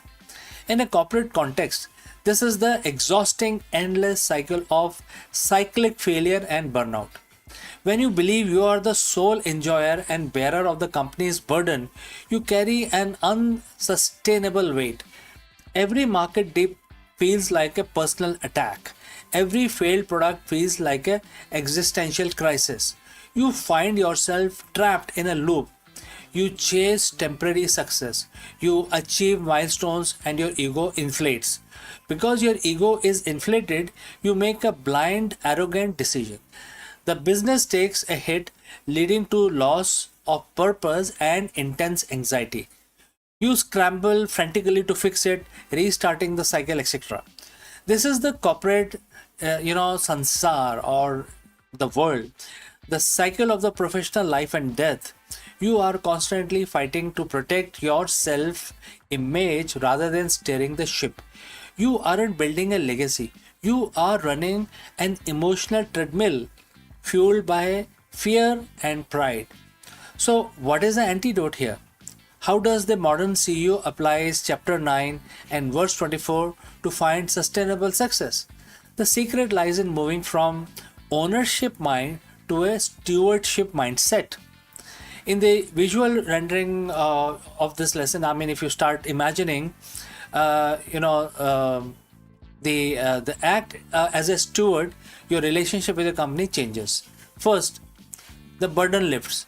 If you are not the ultimate owner of the result, you no longer carry the paralyzing fear of the failure. You focus purely on the execution, the karma, and leave the outcome to the market, the universe, or the collective ecosystem. Second, your team thrives. True sustainable leadership happens when a CEO realizes they are there to serve the vision and not the other way around. Employees can sense when a leader wants all the credit.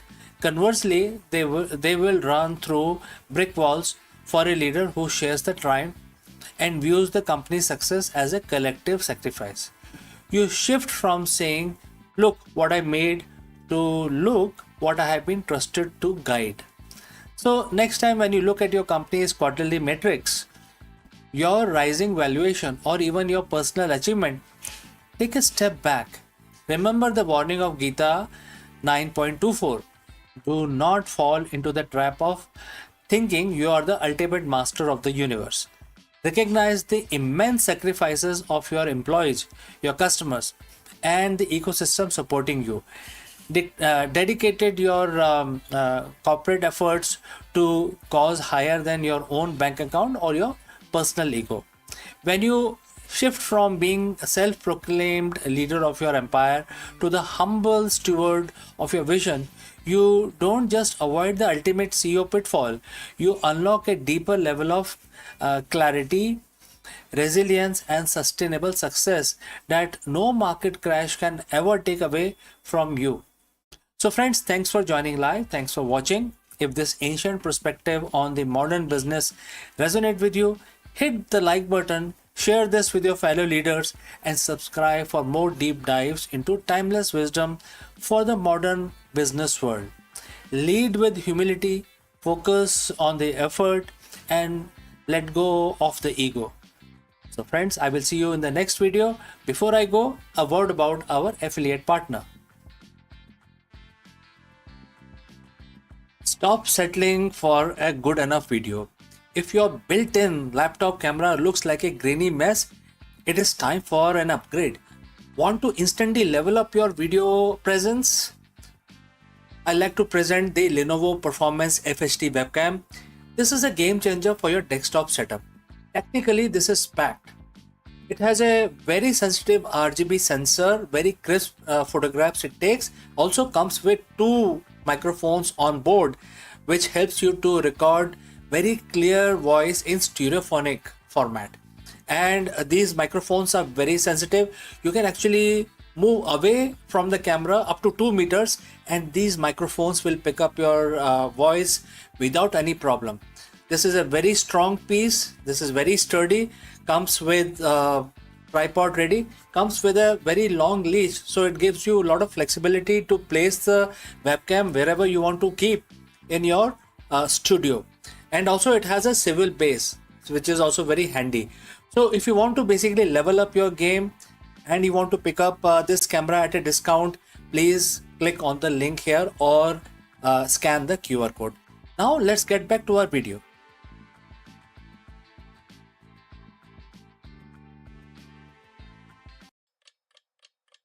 Hello friends and namaskaram. Could we actually hack Earth's magnetic field to protect our own modern technology? Very profound question. Therefore, in this video, we dive deep into the revolutionary and controversial new proposal from the scientist deploying spacecraft to spray chemicals directly into the Earth's magnetosphere. As our reliance on satellite and power grids and GPS grows, so does our vulnerability to external solar storms. Could a man-made solar shield be the key to preventing a global blackout? Let's discuss this further. Imagine you're living in a world where everything just stops. No GPS to guide your travel, no internet to connect your PCs, no power grid to keep your lights on. It sounds like the plot of a disaster movie, but it's a very real threat looming 93 million miles away on the surface of the sun. We have spent decades getting better at predicting space weather, acting like people in village watching a river rise, hoping we can warn everyone before the flood hits. But what if we didn't just watch? What if we could actually build a wall to stop the water? Today we're looking at a bold new proposal from scientists, a storm wall designed to actively hack Earth's magnetic field. Can we really engineer our way out of a solar storm, a massive one? To understand why we need a solar shield, we have to understand our current defenses. The magnetosphere. It's a vast invisible bubble around our planet that deflects the sun's charged particles away from Earth. Usually it does a great job, but it is not impenetrable. The danger comes when the sun releases a massive eruption known as the coronal mass ejection, or CME. When this cloud of magnetic energy hits Earth, it can trigger a process called magnetic reconnection. Think of it like a shortcut. When the solar magnetic field aligns just right with our own, it rips a hole in the shield. This allows solar energy to flood into our near-Earth space, causing geomagnetic storms. Why should you care about this? Because our modern world is fragile. We have seen these storms fry satellites, disrupt radio signals, and surge power grids with enough voltage to cause massive blackouts. In May 2024, a major storm hit, causing hundreds of millions of dollars in losses for the agriculture industry alone when the GPS guided tractors could not function. As our tech dependency grows, our vulnerability to these invaders from space only get worse. So friends, if you have reached this far, please inform us from which city you have tuned in and in which language you are watching this video. This will help us determine the reach of our channel. Alright, let's move forward. So how do we fix this issue? A team led by Brian Walsh from Boston University has proposed a concept called storm wall. If you can't make the shield stronger, why not give it an airbag? The idea is to launch a fleet of 6 spacecraft into specific orbits. These ships would carry payloads of alkaline chemicals like barium or lithium, which they could spray into the magnetosphere. When these chemicals are released, the photoionized, they actually become photoionized, creating a cloud of artificial plasma. This plasma would essentially thicken the boundary between us and the solar wind. By adding this mass to the critical frontier of magnetosphere, the storm wall would disrupt the energy flow of incoming storms. It forces the space weather bounce back around and past our planet instead of punching through. Computer simulation suggests this could reduce the intensity of the geomagnetic storm by more than 50%. It's not about stopping the sun. It's about turning a catastrophic hit into a glancing blow. Now, before we go spraying chemicals into space, we have to talk about the but part of it. And there are several buts here. First, the cost. We are talking about launching 6 spacecrafts, each carrying material equivalent to roughly 12 oil trucks. It's a one and done solution. Once the chemicals are sprayed, the system essentially spends it's incredibly expensive, and then there is ethical and environmental questions about geoengineering. While the researchers argue that the risk of contamination is very low since the plasma gets swept away by the solar wind within about 6 hours, any attempt to hack the planetary system comes with a lot of uncertainty. We have to ask, what are the unintended consequences of messing with our magnetic field? Any project of this scale would require massive international cooperations, oversight, and transparency. Is the storm wall the future of space defenses? Maybe. As we pour money into orbital infrastructure and space based data centers, the financial math, as the researchers put it, might start to make sense. The reality is that if we build this, it wouldn't just protect our one country or one group of satellites, it would serve as a collective shield for the entire planet. We are becoming a space-faring civilization, which means we have to start acting like one. Whether or not we use space airbags, we have to find better ways to live within the volatile star we orbit. So friends, what do you think? Should we be experimenting with our planet's magnetic field, or is it the risk too high? Let me know your thoughts in the comments below. Thanks for watching and stay curious. I will catch you again in the next one.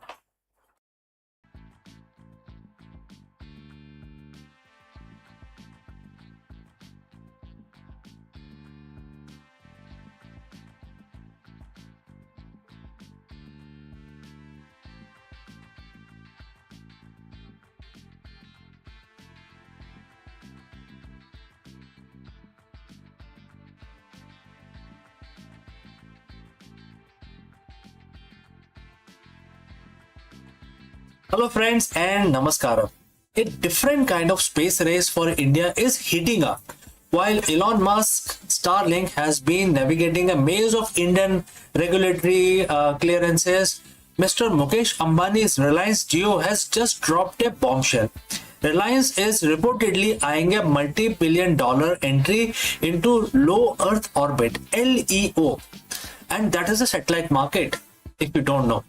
And he is aiming to build a homegrown rival that could change the face of Indian internet forever.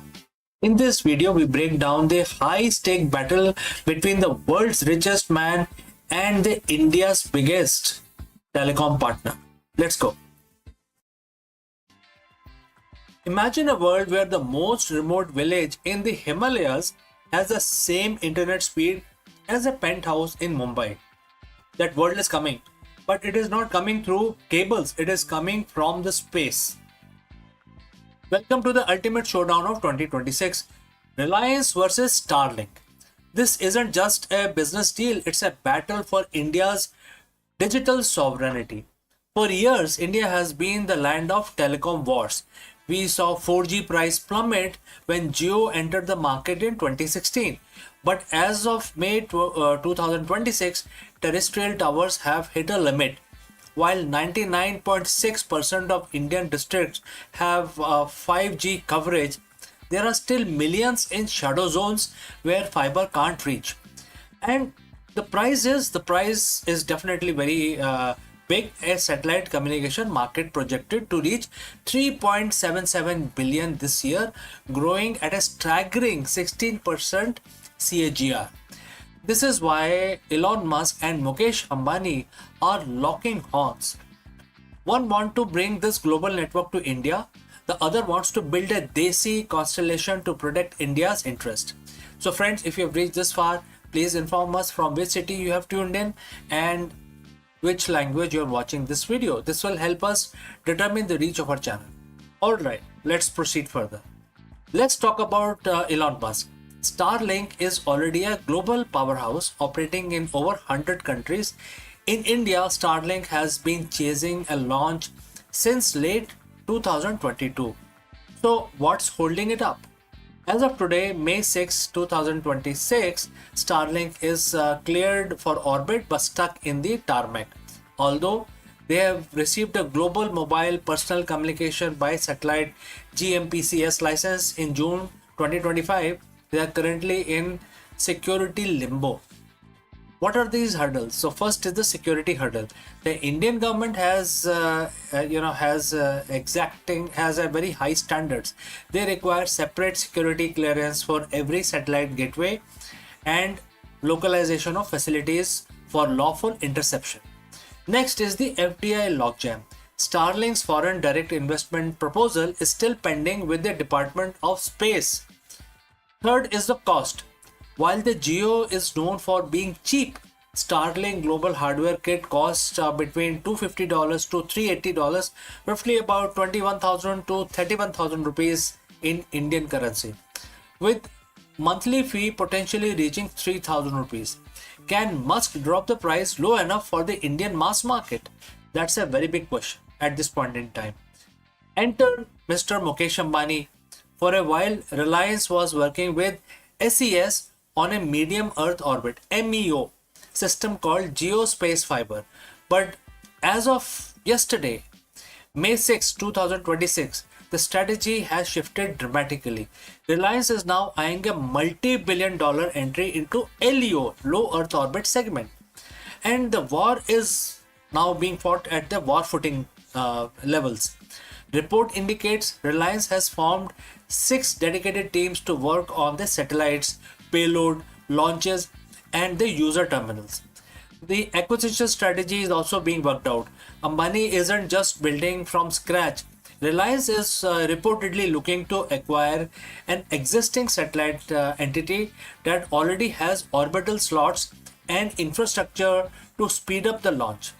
And lastly, the sovereignty argument. Reliance is positioning this as a national security move.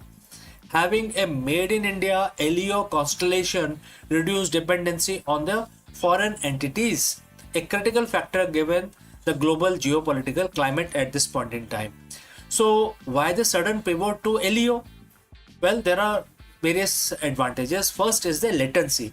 The traditional satellite, which is MEO or GEO, are quite far away. They are further away. LEO satellites are closer to Earth, meaning lower latency.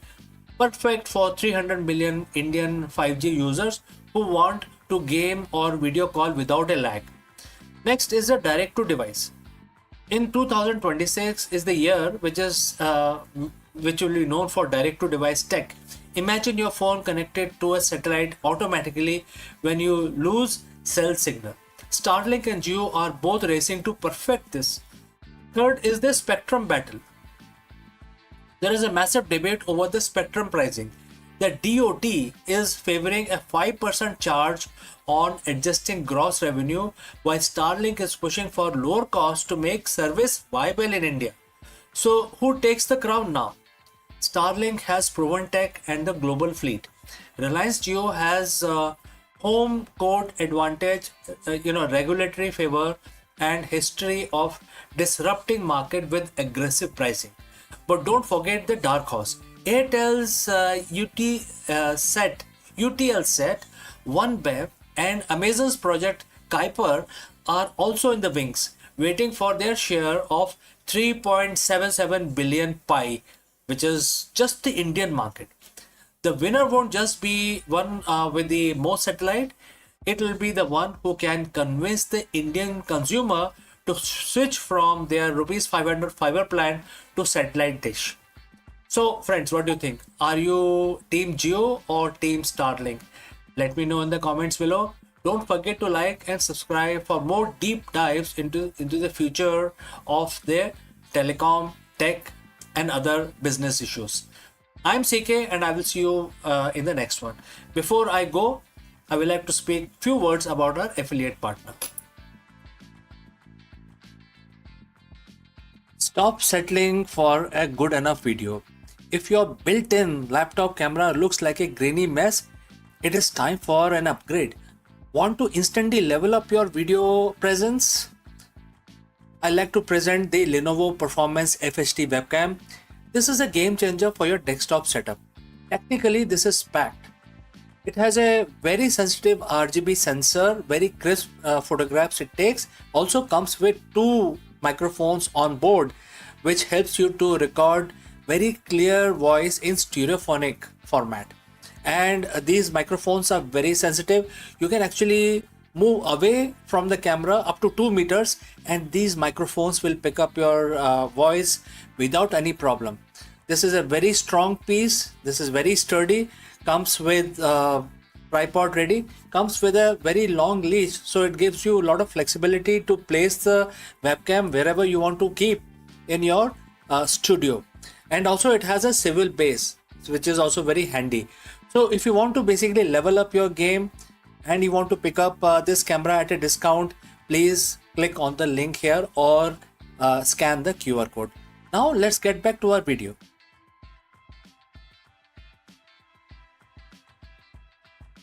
In the age of antibiotic resistance, where the once curable infection now defies machine's best weapon, a new hero emerges, not from the pharmacy, but from the world of nanotechnology.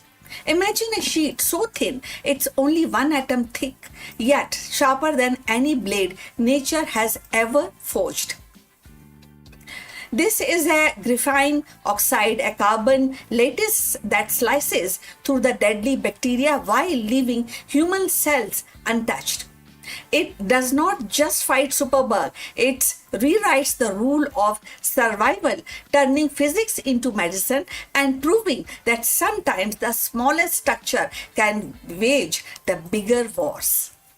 Long before the telescope pierced the skies of Renaissance Europe, a brilliant mind in 5th century India dared to challenge the cosmic order. And Aryabhat, through his Aryabhatiya, that suggested that the earth itself was not a still center of the universe, but a rotating sphere and its motion explaining the dance of stars and the cosmos. In doing so, he planted the seed of heliocentrism nearly 1,000 years before Copernicus. So in 2026, as humanity propose an interplanetary mission and debates on the ethics of AI, design, science, and Aryabhat vision feels startlingly modern. What do you feel about that?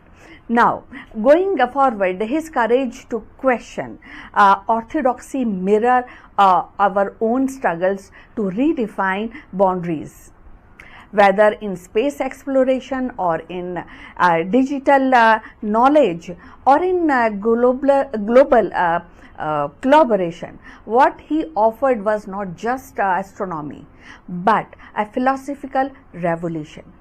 A reminder that Earth is but one participant in the vast cosmic symphony. So, in the year 499 CE, a young mathematician and astronomer from India named Aryabhat composed Aryabhatiya, a text that would ripple across the centuries. And within its verses lay a daring proposition. The earth was not the immovable center of the universe, but a rotating sphere where it also it's explained the rotating sphere which explains the rising and settling the star. This insight subtle but yet it was really profound at that point of time, and it also hinted at a heliocentric order, placing the sun at the center of the planetary motion, and nearly thousands years before Copernicus formalized the idea in Renaissance Europe. So Aryabhat's vision was revolutionary because it challenged the prevailing geocentric worldwide. And in both Greece and Roman and even in Indian traditions, Earth was thought to be fixed with celestial bodies revolving around it. Aryabhat broke from this orthodoxy, suggesting that the apparent daily movement of heavens was due to Earth's own rotation. Though his heliocentric leanings were not expressed in the same systematic way as Copernicus, but definitely the seeds of the ideas were unmistakable. So if you have reached this far, please inform us about your city and from where you are tuned in, and in which language you are watching this video, and this will definitely determine the reach of our channel. So look forward. And in 2026, the Aryabhat's heliocentric vision resonates in a striking way. Humanity is once again at a crossroad of knowledge, driven not only by a handwritten actually, manuscript, but also about artificial intelligence, global collaboration. And just as Aryabhat challenged the obvious questions, Earth's immobility, today scientists and technologists challenges assumptions about the creativity, about ethics, and the boundaries of machine intelligence. His legacy also speaks to the decolonization of science. For centuries, the narrative of heliocentrism was framed as a European breakthrough. Yet, Aryabhat reminds us that scientific progress has always been global, with the contributors flowing across the cultures and continents. In an era where the India's ISRO launches a mission to Mars and to the moon, reclaiming Aryabhat's place in history is not just about, and it is definitely not just about the pride. It is also about recognizing the shared heritage of human curiosity. So Aryabhat's genius lay not only in his astronomical imagination, but in his mathematical rigor. He introduced trigonometric functions approximately and really very to the point, actually studying and presenting pi with remarkable accuracy, and devised the method for calculating planetary positions. His equation implied a solar-centric system where the planetary motion could be explained more elegantly than by Earth-centric models. So these ideas traveled far beyond India, translated into Arabic into Arabic language. It was taken by Arabs, and Aryabhat's work into an Islamic world. So this is how these ideas generate a worldwide. So where the scholars they expanded upon his insights, and centuries later, fragments to its knowledge influenced by some of the fragments also influenced European thought and forming part of intellectual soil from which picked up by Copernicus heliocentric model that would grow later, and we know all this. All of us know about this. So Aryabhat's heliocentric model also feels the prophetic in the age of space exploration.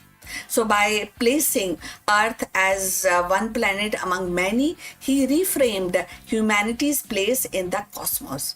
Today, as astronaut prepares for Mars mission and telescopes peer into distinct galaxies, his insight remind us that Earth is not the center of existence, but a part of a vast interconnected universe. So in 2026, this perspective is more urgent than ever. So climate change, geopolitical tensions, and AI-driven transformation all demand a planetary consciousness and awareness that Earth is fragile, finite, and not the axis of all the things. Aryabhat's heliocentric courage became a metaphor for humanity and responsibility in the modern age. So Aryabhat's heliocentric leaning were not merely scientific hypotheses, they were act of intellectual bravery. To suggest that Earth itself was in motion and was also a challenging the deepest assumptions of his times. in 2026 as we grapple with the AI ethics, planetary colonization, the global collaboration. Aryabhat's example reminds us that the progress begins with questioning obvious. So his story is not just about astronomy, it is about courage to see things differently. And in that sense, Aryabhat's heliocentric revolution continues to orbit our imagination, urging us to look beyond the familiar and embrace the infinite. So we have come to the end of this video. Please like and subscribe our channel.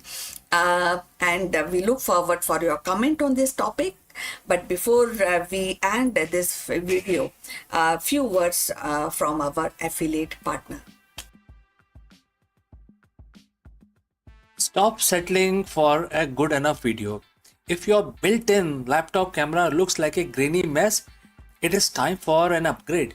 Want to instantly level up your video presence? I like to present the Lenovo Performance FHD webcam. This is a game changer for your desktop setup. Technically, this is packed. It has a very sensitive RGB sensor, very crisp photographs it takes. Also comes with 2 microphones on board, which helps you to record very clear voice in stereophonic format. And these microphones are very sensitive. You can actually move away from the camera up to 2 meters and these microphones will pick up your voice without any problem. This is a very strong piece. This is very sturdy. Comes with tripod ready. Comes with a very long leash, so it gives you a lot of flexibility to place the webcam wherever you want to keep in your studio. And also it has a swivel base, which is also very handy. So if you want to basically level up your game and you want to pick up this camera at a discount, please click on the link here or scan the QR code. Now let's get back to our video.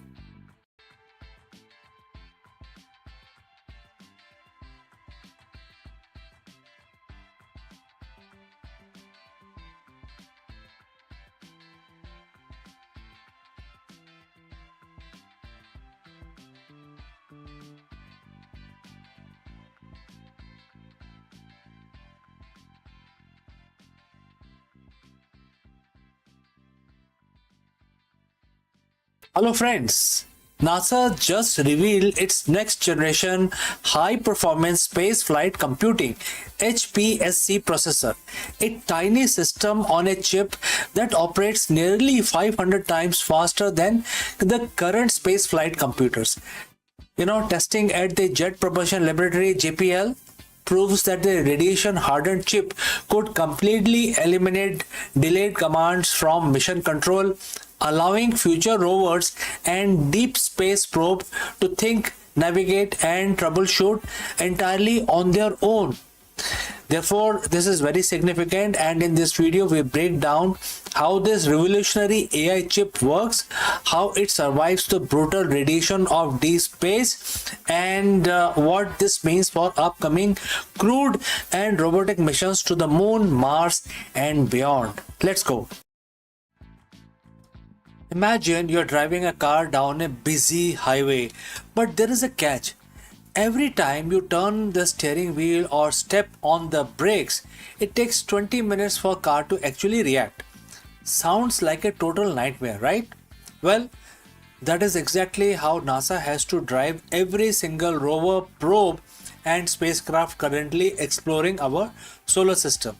Because of the staggering distance in deep space, radio signal traveling at the speed of light can take anywhere from few minutes to several hours to travel from Earth to place like Mars or Jupiter, and then any other beyond Jupiter, few hours to get a response back.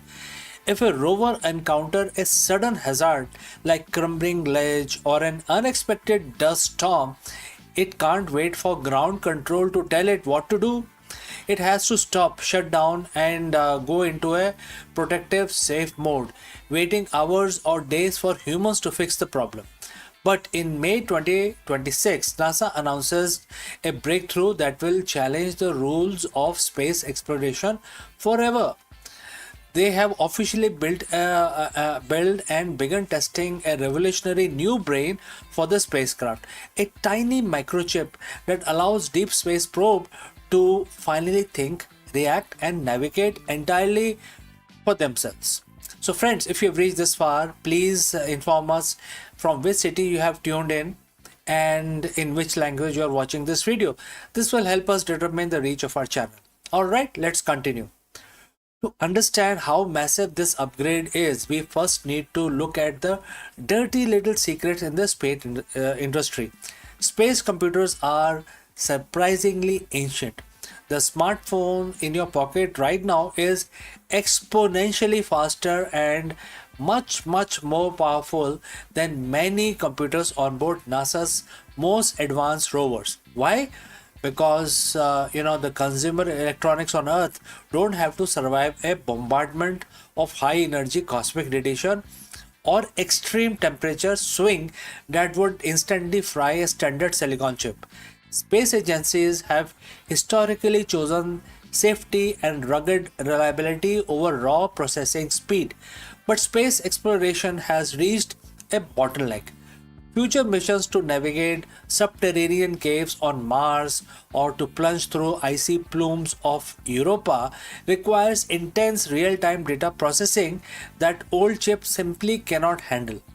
Enter the HPSC, which stands for High Performance Space Flight Computing. Developed through a landmark commercial partnership between NASA, Jet Propulsion Laboratory, and Microchip Technology Inc., this processor is a marvel of engineering. It's a system on a chip, or SoC, meaning it packs an entire computer worth of central processing unit, memory, controller, advanced networking units, and computational accelerator onto a single piece of silicon that fit right into the palm of your hand. And the performance numbers, what are the performance numbers? They are absolutely staggering. Preliminary tests show that the HPSC processor provides over 100 times the total computational capacity of the current space flight computers.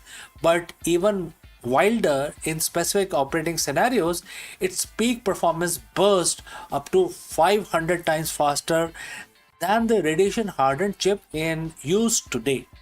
So how does this works, and how did they do it?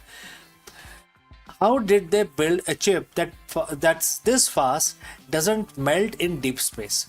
First, the HPSC is built on an open source 64-bit RISC-V architecture, which is RISC number 5 architecture, featuring a 10-core multi-processing system. Unlike the older single-core space chips that had to handle every instructions one by one, this multi-core system can delegate tasks. But space has another massive constraint, which is power. On a distant moon or out past Saturn, solar power is nearly non-existent, and every single watt of electricity from spacecraft's nuclear battery is very precious. The HPSC handles this with unprecedented flexibility. It features a dynamic granular power management architecture. If a spacecraft is just quietly coasting through deep space for a few months, operator can algo turn off the sections of the chip that aren't being used, dropping it into a ultra low power mode. But the second the spacecraft prepared to execute a complex high stake landing on a distant planet, the chip instantly powers up all its cores to process mountains of sensor data on the fly. Furthermore, it is designed from the ground up to be a fault tolerant and radiation hardened. High energy solar particles can randomly flip bits in computer's memory, causing critical code to crash.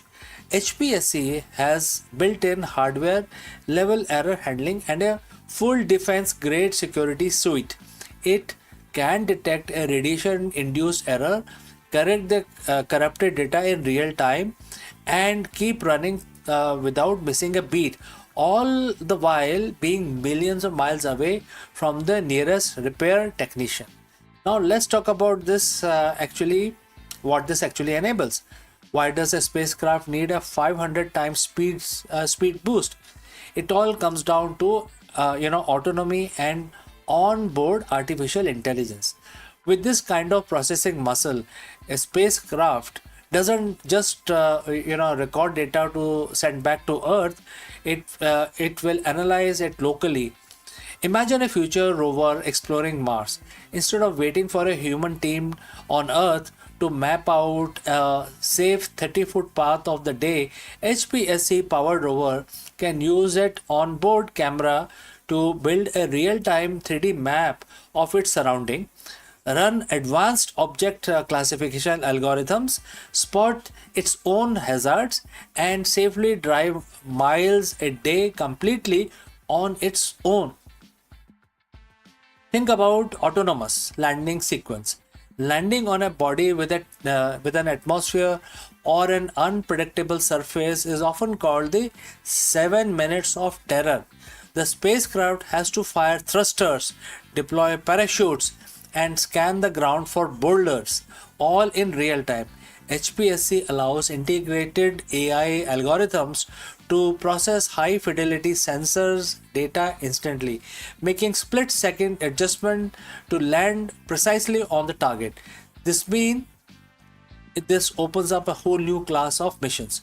We can now confidently send intelligent vehicles into places where real-time human control is literally impossible, like flying automated helicopters through alien atmospheres, traversing dark subterranean caves, or deploying autonomous submarines beneath the icy Jupiter's moon Europa to look for alien life.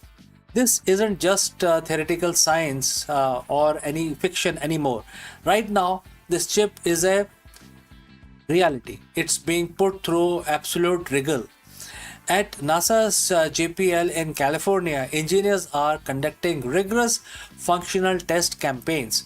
They started, back in February, blasting the chip with extreme thermal shocks, violent vibrations to simulate rocket launches, and intense electromagnetic radiation.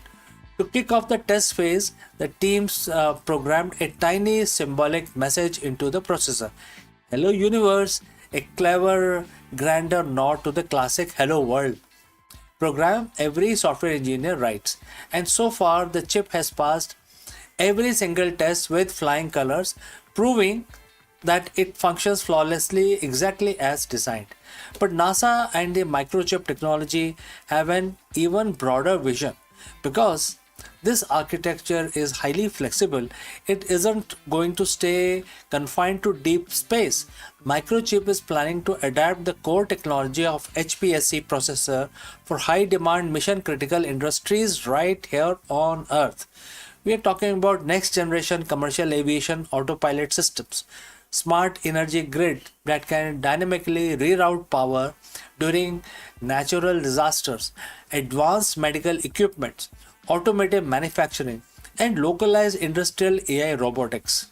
It's another classical example of how investing in space technology radically accelerates innovation for everyday life on Earth.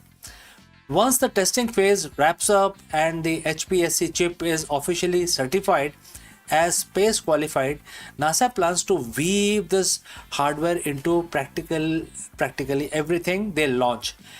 It will power next generation Earth orbiting satellites, upcoming planetary rovers, autonomous deep space probes, and even the crewed habitat and life support system for the Artemis astronauts heading back to the moon, eventually onwards to Mars.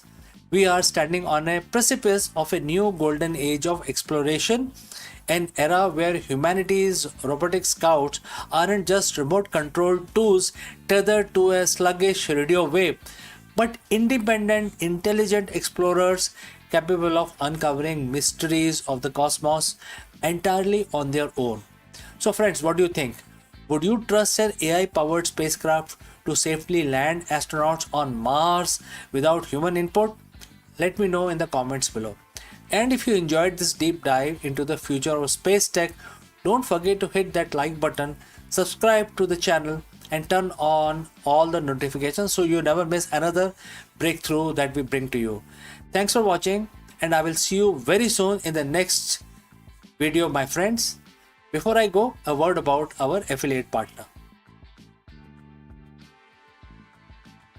Stop settling for a good enough video.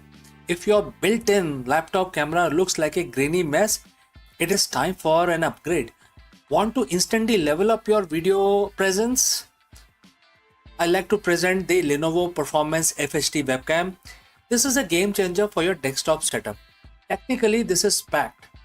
It has a very sensitive RGB sensor, very crisp photographs it takes. Also comes with two microphones on board, which helps you to record very clear voice in stereophonic format. And these microphones are very sensitive. You can actually move away from the camera up to 2 meters, and these microphones will pick up your voice without any problem. This is a very strong piece. This is very sturdy. Comes with tripod ready. Comes with a very long leash, so it gives you a lot of flexibility to place the webcam wherever you want to keep in your studio. And also it has a swivel base, which is also very handy. So if you want to basically level up your game and you want to pick up this camera at a discount, please click on the link here or scan the QR code. Now let's get back to our video.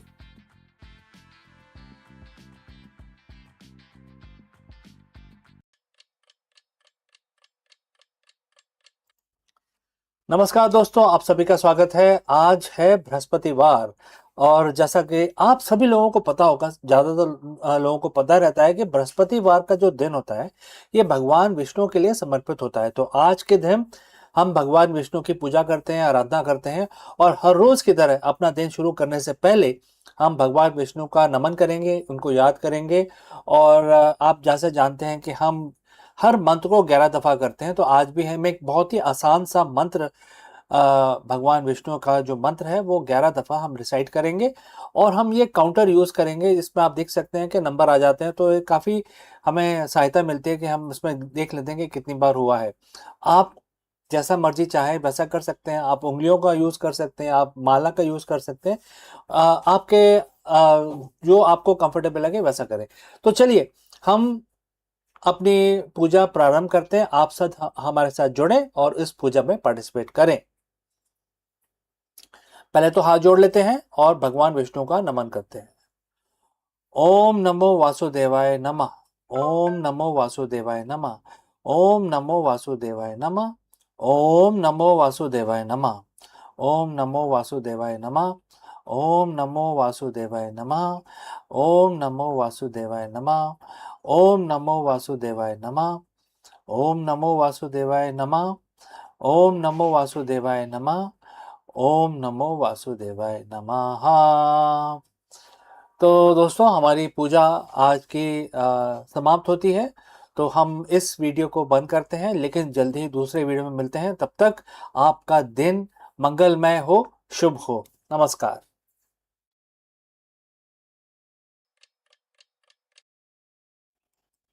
नमस्कार दोस्तों, आप सभी का स्वागत है। और आज तो मंगलवार का दिन है, आपको सबको ज्ञात है। और आज तारीख क्या है? 16 तारीख है, 16 जून।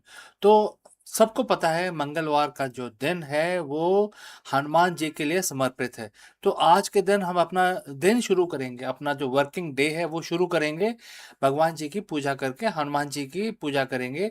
और इस पूजा में हम हनुमान चालीसा का उच्चारण करेंगे, रिसाइटेशन करेंगे।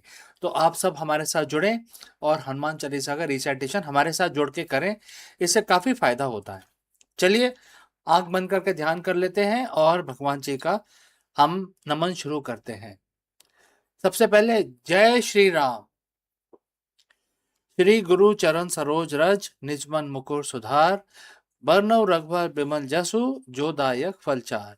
बुद्धिहीन तनु जानिके, सुमिरो पवन कुमार, बल बुद्धि विद्या देहु मोहे, हरेउ क्लेश विकार। जय हनुमान ज्ञान गुण सागर, जय कपीस तेहु लोक उजागर, राम दूत अतुलित बल धामा, अंजनी पुत्र पवन सुत नामा। महावीर विक्रम बजरंगी, कुमति निवार सुमत के संगी, कंचन वरन विराज सुबेसा, कानन कुंडल कुंचित केसा। हाथ वज्र ओ ध्वजा विराजे, कांधे मूज जनेऊ साजे, शंकर सुवन केसरी नंदन, तेज प्रताप महाजगबंदन। विद्यावान गुणी अति चातुर, राम काज करवे को आतुर, प्रभु चरित्र सुनवे को रसिया, राम लखन सीता मन बसिया। सूक्ष्म रूप धरी सिंह दिखावा, विकट रूप धरी लंक जरावा, भीम रूप धरी असुर सहारे, रामचंद्र जी के काज संवारे। लाए सजीवन लखन जी आए, श्री रघुवीर हर्ष उर लाए, रघुपत कीनी बहुत बड़ाई, तुम मम प्रिय भरत संभाई। सहस बदन तुमरो यश गावे, अस कहि श्रीपति कंठ लगावे, सनकादि ब्रह्मादि मुनीसा, नारद सारद सहित अहिसा। जम कुबेर दिक्पाल जहाँ थे, कवि कोविद कही सके कहाँ थे। तुम उपकार सुग्रीव वही कीना, राम मिलाए राजपद दीना। तुमरो मंत्र विभीषण माना, लंकेश्वर भय सब जग जाना। जुग सहस्त्र जोजन पर भानु, लियो ताहि मधुर फल जानु। प्रभु मुद्रिका मेल मुख माही, जल दिलांग गए अचरज नाही। दुर्गम काज जगत के जेते, सुगम अनुग्रह तुम्हरे तेते। राम दुआरे तुम रखवाले, होत न आज्ञा बिन पैसारे। सब सुख लहें तुम्हारी सरना, तुम रक्षक काहू को डरना। आपन तेज समारो आपे, तीनों लोग हाँकते कापे। भूत पिशाच निकट नहीं आवे, महावीर जब नाम सुनावे। नासे रोग हरे सब पीरा, जपत निरंतर हनुमत बीरा। संकट ते हनुमान छुड़ावे, मन क्रम वचन ध्यान जो लावे। सब पर राम तपस्वी राजा, तिनके काज सकल तुम साजा। और मनोरथ जो कोई लाए, सोई अमित जीवन फल पाए। चारों जुग प्रताप तुम्हारा, है प्रसिद्धि जगत उजियारा। साधु संत के तुम रखवाले, असुर निकंदन राम दुआरे। असिद्धि नौ निधि के दाता, असवर दीन जान की माता। राम रसायन तुमरे पासा, सदा रो रघुपति के दासा। तुमरे भजन राम को पावे, जन्म जन्म के दुख बिसरावे। अंत काल रघुबरपुर जाई, जहाँ जन हरि भक्त कहाई। और देवता चित न धरे, हनुमत से ही सब सुख करे। संकट कटे मिटे सब पीरा, जो सुमरे हनुमत बलबीरा। जय जय जय हनुमान गुसाई, कृपा करो गुरुदेव की नाई। जो सतपार पाठ कर कोई, छूटे ही बंदी महासुख होई। जो ये पढ़े हनुमान चालीसा, होय सिद्धि साखी गौरी सा। तुलसीदास सदा हरिचेरा, कीजे नाथ हृदय में डेरा। पवन तनय संकट हरन, मंगल मूरत रूप। राम लखन सीता सहित, हृदय बसो सुरभूप।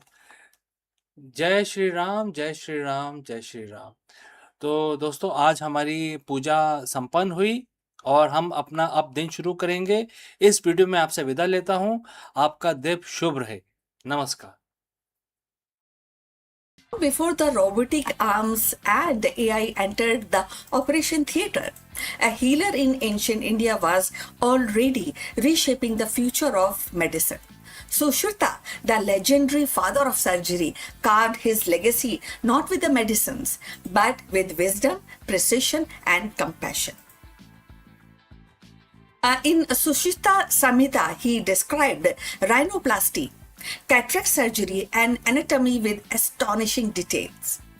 Centuries ahead of his time, and in today 2026, as medicine balance in innovation with ethics, his voice echoes across the millennia. Let's find out more about him.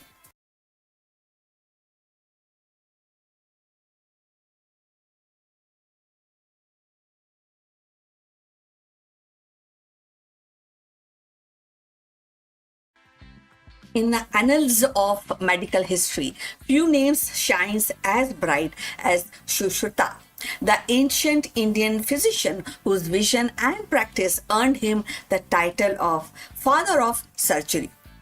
So, living around the 6th century BCE in Kashi, the modern Varanasi, Sushruta was more than a healer. He was teacher, he was philosopher and innovator who believed medicine was a sacred duty rooted in compassion and discipline. His legacy, preserved in Sushruta Samhita, continues to resonate even in 2026 as the world seeks balance between cutting edge technology and holistic care. Sushrita Samhita is monumental text spanning 186 chapters covering surgery, anatomy, pharmacy and pediatrics, taxology and prevention medicines. Within its page, Sushrita described surgical techniques that astonish modern readers also, like rhinoplasty using skin flaps, cataract surgeries by lens removal, and lithotomy for bladder stones and obesities procedure to save mothers, especially in critical conditions. He catalogs over 300 bones, 700 vessels, and a wide array of surgical instruments. So, demonstrating a mastery of anatomy that was centuries ahead of its time. His insistence on hygiene, diets, and lifestyle as pillar of health foreshadows even the modern preventive medicines. So, if you have reached this far, please inform us from which city you have tuned in and in which language you are watching this video. This will help us to determine the reach of our channel. So, going forward on this wonderful topic, Sushrita's contribution was not merely technical. He emphasized on ethics, compassion, and the morality of responsibilities of physicians. So in an age where the artificial intelligence and robotics are entering in operating rooms, his reminder that the healing is both science and art, and that feels especially both the things combination and the field definitely you will also agree is very urgent even in 2026. Technology may enhance precision, but the human touch, empathy, respect, and ethical judgment remains irreplaceable. In 2026, Sushrita's relevance is striking. As reconstructive surgery advances, his pioneer in rhinoplasty techniques are recognized as a procedure to modern plastic surgery. As integrative medicines gains traction, his holistic approach, combining such surgery with Ayurveda, diets, and lifestyle, offers a model for sustainable healthcare. And as a global health system grapples with the pandemics, lifestyle diseases, and ethical dilemmas, his vision of medicines as moral duty provides timeless guidance. So, Sushrita's life reminds us that innovation is not only about inventions but about foresight. He anticipated the need for structured surgical training, insisting that students practice on watermelon or animal carcasses before operating on human. As a principle, echoes even today's medical simulations. He saw the physician not as a technician, but as a custodian of life, entrusted with both skill and conscience. So in 2026, Sushrita's voice echoes across millennia. His cave of knowledge, like that of Bat Cave of virus ecology, teaches vigilance and balance. He reminds us that the medicine must evolve and serve the humanity, and the healing is a dialogue between tradition and innovation. His contribution is not a relic of past, but a living lesson for the future. So, definitely, and this is something, his legacy is not definitely we should read, we should appreciate, and we should also follow the footstep what he has put across for human development, human health development. So his legacy, as I said, is not definitely a relic. It's a living compass pointing us towards future where the healing is both precise and compassion. So we have come to end of this interesting topic. I will request you to like and subscribe our channel and look forward for your comments on this topic. See you in the next one. But before we end this live video, a few words about our affiliate partner. Stop settling for a good enough video. If your built-in laptop camera looks like a grainy mess, it is time for an upgrade. Want to instantly level up your video presence? I like to present the Lenovo Performance FHD webcam. This is a game changer for your desktop setup. Technically, this is packed. It has a very sensitive RGB sensor, very crisp photographs it takes. Also comes with 2 microphones on board, which helps you to record very clear voice in stereophonic format.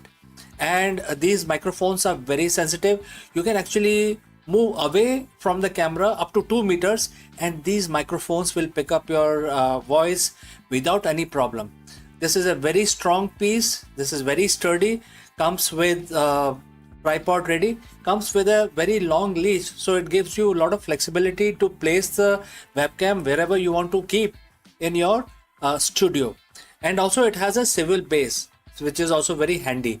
So if you want to basically level up your game and you want to pick up this camera at a discount, please click on the link here or scan the QR code. Now let's get back to our video.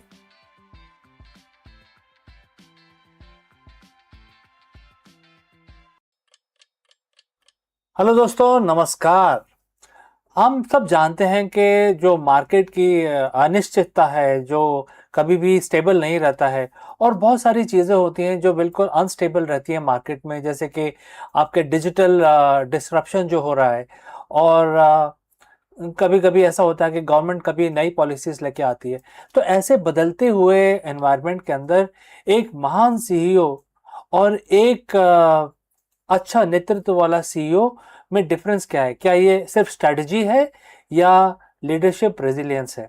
ये एक बहुत ही important question है। इस question का answer ढूंढने के लिए हम भगवत गीता का सहायता लेंगे और ये जानेंगे कि हमारी लीडरशिप को कैसे हम इतना स्ट्रांग बना दें कि वो बिल्कुल अनचेंजिंग सेल्फ की तरह और एक सिद्धांत की तरह सामने आए और कोई भी लीडर अगर इस चीज़ को फॉलो करे तो कुछ भी हो जाए, किस तरह का भी मार्केट वॉलेटिलिटी हो जाए, लेकिन लीडरशिप पे कोई असर नहीं पड़ेगा। ये जानिए कैसे होगा। चलिए आगे बढ़ते हैं। देखिए दोस्तों, जो मार्केट का जो नॉइज होता है कभी नहीं रुकता, जो शोरगुल होता है वो कभी नहीं रुकता है। ये शोरगुल क्या होता है? जैसे कि क्वार्टरली प्रोजेक्शंस होते हैं, इसमें प्रोजेक्शन कभी ऊपर होते हैं कभी नीचे होते हैं। कॉम्पिटिटर डिसरप्टिवनेस होती है। कॉम्पिटिटर अपने प्रोडक्ट को कभी अच्छा करता है या अपने वैल्यूज को अच्छा करता है। कभी कभी सप्लाई चेन में फ्रैक्चर्स हो जाते हैं और कभी कभी बोर्ड रूम में बहुत अलग तरीके के प्रेशर होते हैं, पॉलिटिकल और डिफरेंट तरीके के प्रेशर हो जाते हैं। ये एक ना रुकने वाला नोटिफिकेशन का शोर है जो हर सीईओ को सुनना पड़ता है और इस जो नोटिफिकेशन है या नॉलेज है या इंफॉर्मेशन है, मार्केट रियलिटी जिसको हम बोलते हैं, इससे हमेशा उसको जो सीईओ है उसके दिमाग में ये रहता है, इनपुट रहता है और उससे वो ड्राइव होता है। मतलब अगर ये इनपुट ना हो तो सीईओ को लगता है कि मुझे कुछ पता ही नहीं है मार्केट रियलिटी के बारे में, तो मैं ड्राइव नहीं कर पा रहा हूँ अपने स्ट्रेटेजी को। ये एक बहुत ही हाई फ्रिक्वेंसी हम की तरह महसूस होता है जो सीईओज होते हैं जो इस इनपुट को लेते हैं। लेकिन अगर मैं आपसे बोलूं कि इस ऐसा करने के बजाय, हाइपर विजिलेंट होने के बजाय, अगर आपको इस शोर से दूर होके फिर स्ट्रेटेजिक डिसीजन लेने का मौका मिले, तो क्या आपको लगेगा कि यह एक अच्छा तरीका है या आपको लगेगा कि इससे हम आगे जा सकते हैं और इस शोर से दूर होके हम डिटैच होके हम डिसीजंस लें तो हमारे लिए ज़्यादा फायदेमंद रहेगा? तो इसी पॉइंट को आज हम डिस्कस करेंगे और हम डिस्कस करेंगे, इस क्वेश्चन का आंसर ढूंढेंगे भगवत गीता के चैप्टर 2 वर्स 25 से, जिसमें बहुत ही प्रोफाउंड साइकोलॉजिकल फ्रेमवर्क की व्याख्या की गई है एंड ये आज मॉडर्न सीईओ के ऊपर एकदम लागू होता है और ये एक मास्टर क्लास की तरह है जो एक एग्जीक्यूटिव स्टेबिलिटी की तरफ आपको ले जाता है अगर आप उसको फॉलो करें। तो दोस्तों, अगर आप यहाँ तक पहुँचे हैं तो आप हमें कृपया बताइए कि आप किस शहर से हमारा वीडियो देख रहे हैं और किस लैंग्वेज में हमारा वीडियो देखना पसंद करते हैं। चलिए आगे बढ़ते हैं, हम इस श्लोक को पढ़ेंगे। अब श्लोक में ये कहा गया है कि अपने जो चीज़ आपकी इनविजिबल है या इनकंसीवेबल है या अनचेंजेबल है, अगर इसको हम जानते हैं तो इसके ऊपर हमें ज़्यादा शोक नहीं करना चाहिए। मतलब हिंदी में आपको थोड़ा सा कन्वर्ट करके बताया मैंने, ये कि संस्कृत में है ये। नाउ अब इसको हम अप्लाई करते हैं अपने बिजनेस लैंग्वेज में, बिजनेस कॉन्टेक्स्ट के अंदर। इसमें क्या होता है कि जो हम बॉडी जिसकी हम बात कर रहे हैं, जो एक फ्रिजाइल है, इसके अंदर बहुत सारे बॉडी, मतलब कि आपका जो बिजनेस का जो शोर जो आ रहा है, जैसे कि पीएल एंड स्टेटमेंट है जो फ्लक्चुएट करता रहता है, स्टॉक प्राइजेस है जो हमेशा फ्लक्चुएट करते रहते हैं, ऑफिस स्पेस है, कभी ऑफिस आपको बढ़ाना पड़ता है, कभी आपको कम करना पड़ता है, प्रोडक्ट लॉन्चेस होते हैं, कभी कभी उनमें गड़बड़ हो जाती है, नए प्रोडक्ट लॉन्चेस होते हैं, एम्प्लॉय टर्नओवर भी होता है जो कभी कभी आपकी कंपनी को या आपको आपके लिए मुश्किल पैदा कर सकता है।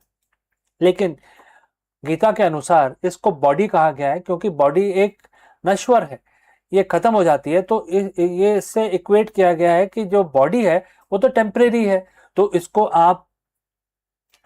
आप परमानेंट कैसे मान सकते हैं? जो मार्केट जो नॉलेज है, इसको आप कैसे ये मान सकते हैं कि यही एकदम सच है, राइट? तो इससे ये बोलते हैं भगवान कृष्ण अर्जुन को ये बोलते हैं कि आप जो नश्वर चीज है, जो परमानेंट नहीं है, उसके ऊपर शोक क्यों करते हैं? तो इसी तरह से अगर आज के जो सीईओज हैं, जो मार्केट नॉलेज है, शेयर प्राइसेस है, प्रोडक्ट लॉन्चेस है, इसके ऊपर आप क्यों उतना ध्यान देते हैं? अगर इसको ना ध्यान देके बेसिक्स पे ध्यान देंगे तो हो सकता है आपके डिसीजंस अलग तरीके के आए और लॉन्ग टर्म को ध्यान में रखते हुए आए। तो एक तो ये बात होगी। दूसरा ये है कि मोस्ट सीईओज जो हैं, 100% ऑफ द सीईओज वो इसी चीज को देखते हैं, वो लॉन्ग टर्म नहीं देखते। वो देखते हैं कि मार्केट नॉलेज क्या चल रही है, शेयर प्राइस क्या चल रहा है, इस क्वार्टर में क्या होने वाला है। तो उससे क्या होता है कि आपका जो डिसीजंस है they are very very knee jerk reaction के हिसाब से होते हैं, और जो आपको मार्केट बता रहा है उसी तरह से आप अपने डिसीजंस लेते हैं। अगर मार्केट आपको बता रहा है कि आप फ्लॉप होने वाले हैं तो आप हाथ पैर मारने लग जाते हैं और अपने आप को भूल जाते हैं। आप ये नहीं समझ पाते कि हमारे अंदर कितनी क्षमता है, और आप मार्केट आपको ही ड्राइव करने लगता है। मतलब मार्केट तो ड्राइव हो रहा है किसी भी तरीके से, लेकिन वो आपको भी ड्राइव करने लगता है, तो आप उसी की चपेट में आ जाते हैं। उससे क्या होता है? उससे ये होता है कि आपके जो डिसीजंस हैं वो गलत हो जाते हैं। अब आती है बात दूसरे शब्द की जो इस श्लोक में दिया गया है, उसका नाम है सेल्फ। सेल्फ का मतलब क्या है? सेल्फ का मतलब है कोर विजन, आपकी कंपनी का, आपका खुद का। और आपकी कंपनी बनी क्यों है? Why behind your organisation. आपकी कंपनी का काम क्या है? आपकी कंपनी का अनचेंजेबल मिशन क्या है? इनटेंजिबल आपकी स्ट्रेटेजी क्या है? चाहे क्वार्टर ग्रोथ 2% हो या 20%, लेकिन ऐसी क्या चीज है जो सेल्फ है, मतलब जो चेंज नहीं होती आपकी कंपनी में। तो उसको ध्यान न देके आप मार्केट वाली जो पहले जो मार्केट का शोर है उसके ऊपर ध्यान देते हैं। इसको सेल्फ को केयर नहीं करते, लेकिन जो मार्केट से जो टेम्परेरी इंफॉर्मेशन आती है उस पे आप ज्यादा ध्यान देते हैं। तो ये जो चीज है, ये पहले तो गीता का जब हम श्लोक पढ़ते हैं तो पहले हमें समझना चाहिए कि हम किस चीज के बारे में बात करें। तो आज दो चीजों के बारे में बात हो रही है, एक है बॉडी, दूसरा है self. Body is market noise और सेल्फ इज योर स्ट्रेटेजी, आपका मिशन एक्सेट्रा।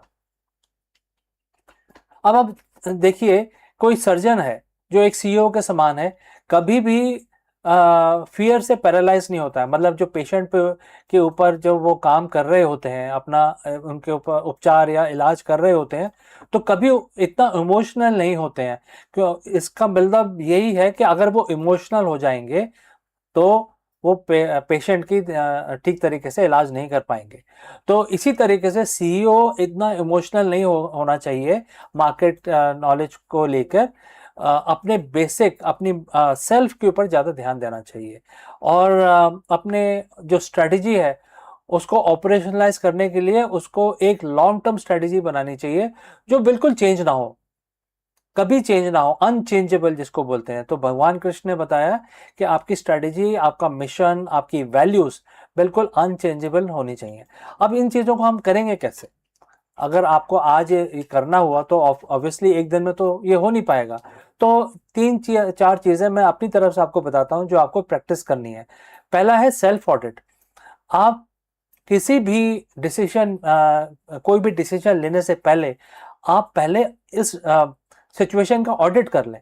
ऑडिट का मतलब ये है कि अगर मैं कोई डिसीजन लेने वाला हूँ या वाली हूँ तो ये देख लें कि मैं डिसीजन जो ले रहा हूँ लॉन्ग टर्म को ध्यान में रख के ले रहा हूँ, या मैं जो मार्केट का नॉइज़ है, पैनिक होके, फियर के अंदर आके मैं इसको ले रहा हूँ।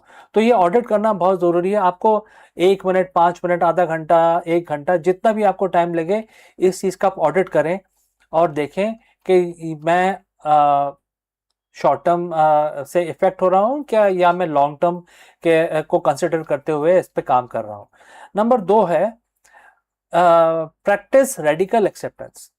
आपको ये एक्सेप्ट करना चाहिए कि जो अनचेंजेबल है मार्केट के अंदर वो कभी चेंज नहीं हो सकता, उसको कोई भी हिला नहीं सकता है। उसके उसको कोई भी आ जाए, कितना भी ताकतवर आ जाए, जो अनचेंजेबल चीज़ें हैं उसको आप उसको आप चेंज नहीं कर सकते। तो आपके पावर में ही नहीं है, आपके और किसी के भी पावर में नहीं है। तो पहले उन चीज़ों को आपको समझना चाहिए, क्योंकि अगर आपको उस चीज़ की नॉलेज होगी कि ऐसी कौन सी चीज़ है जो बदली नहीं जा सकती, तो फिर आपके डिसीजंस बिल्कुल अलग तरीके से आएंगे और रिएक्टिव नहीं होंगे, फियरफुल नहीं होंगे आपके डिसीजंस। तीसरा जो सबसे इंपॉर्टेंट पार्ट है वो है लीड फ्रॉम द कोर। जब आपकी पहले 2 पॉइंट आपने अच्छी तरह कर लिया, आपने ऑडिट कर लिया और आपने ये समझ लिया कि मार्केट में कौन सी अनशेकेबल, अनचेंजेबल चीज़ें हैं, तो फिर आप लीड फ्रॉम द कोर, अपने डिसीजंस जो होंगे अनशेकेबल सीईओस की तरह आप लेंगे, और फिर आपको किसी चीज़ की फिक्र नहीं रहेगी। आपके सारे डिसीजंस एकदम लॉन्ग टर्म बेसिस पे होंगे, जो आपके ग्रुप को, आपकी कंपनी को, आपको हमेशा पॉजिटिव डायरेक्शन में लेके जाएंगे, हमेशा रेवेन्यू ग्रोथ देंगे। कभी क्वार्टर ऊपर नीचे होगा उससे आपको फ़र्क ही नहीं पड़ता है। तो ये आपका हो जाता है, एक बुलेट प्रूफ मैनेजर आप बन जाते हैं, और आप बिल्कुल, आपका जो नज़रिया है बात करने का, सोचने का, कंपनी को रन करने का, बिल्कुल बदल जाता है। तो ये जो 2 लाइनें हैं इस श्लोक में, कितना पावरफुल श्लोक है देखिए। अगर आप इसको प्रैक्टिस करें तो आप अनशेकेबल सीईओ बन सकते हैं। तो दोस्तों, अगर आपके पास कोई क्वेश्चन है या आप और डिटेल में इसके बारे में जानना चाहते हैं, ज़रूर कमेंट करके बताएं, और ये भी बताएं कि आपकी कंपनी या आपका ग्रुप कोई क्राइसिस फेस कर रहा है, सो हम आपको उसमें हेल्प कर सकते हैं। गीता का जो ज्ञान है उसको यूज़ करके आपको हेल्प कर सकते हैं, how do you move forward. और आपको ये भी हेल्प कर सकते हैं कि टेम्परेरी क्या है, परमानेंट क्या है, इस चीज़ का आप आइडेंटिफिकेशन कर सकें। तो दोस्तों, थैंक यू फॉर वॉचिंग। मैं मिलता हूँ आपसे अगले वीडियो में जल्द ही। Lead well, and I will see you again in the next one. Every CEO knows the feeling. It is 2 p.m. and the market is dipping. A key executive just resigned and your board is asking for a pivot. In this moment, your heart rates climb and your mind starts to race. You feel the waver. Most leadership training tells you to look outward for a solution, analyzing the data, check the competition, pivot the strategy, but ancient wisdom suggests that the most effective leader don't look out, they look inwards. Today we are exploring a profound lesson from Bhagavad Gita, chapter 6, verse 21. It's a verse that defines the state of perfection for a yogi. But as we all see that the actual blueprint for the ultimate high pressure performance executive is very well defined in this particular verse. So friends, if you have reached this far, please inform from which city you have tuned in and in which language you are watching this video. This will help us determine the reach of our channel. Alright, let's proceed further. Let's look at the verse itself. It says, on attaining perfection, the yogi sees the soul through the purified mind and experience inner joy. In this joyous state of pure bliss or samadhi, which is beyond comprehension of the senses, he never wavers from the path. And the quote close. There are three key pillars here that applies directly to you as a leader. Number one is the purified mind. So in business, we call this clarity.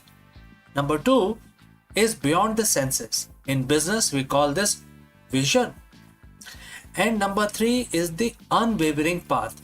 And in business, we call this execution.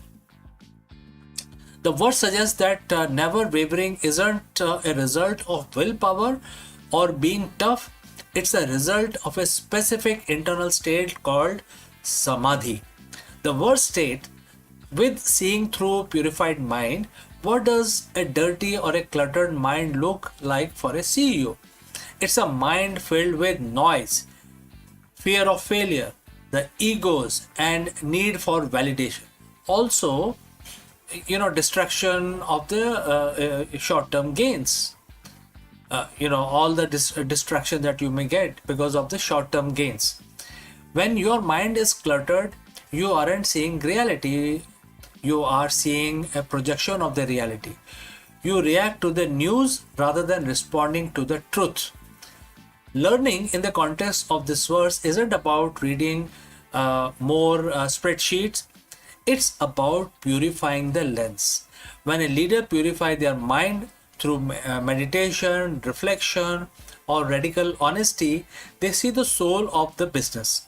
They see the core purpose, and when you see the core clearly, the external chaos loses its power, which would eventually distracted you. But then you are, saving yourself from that distraction.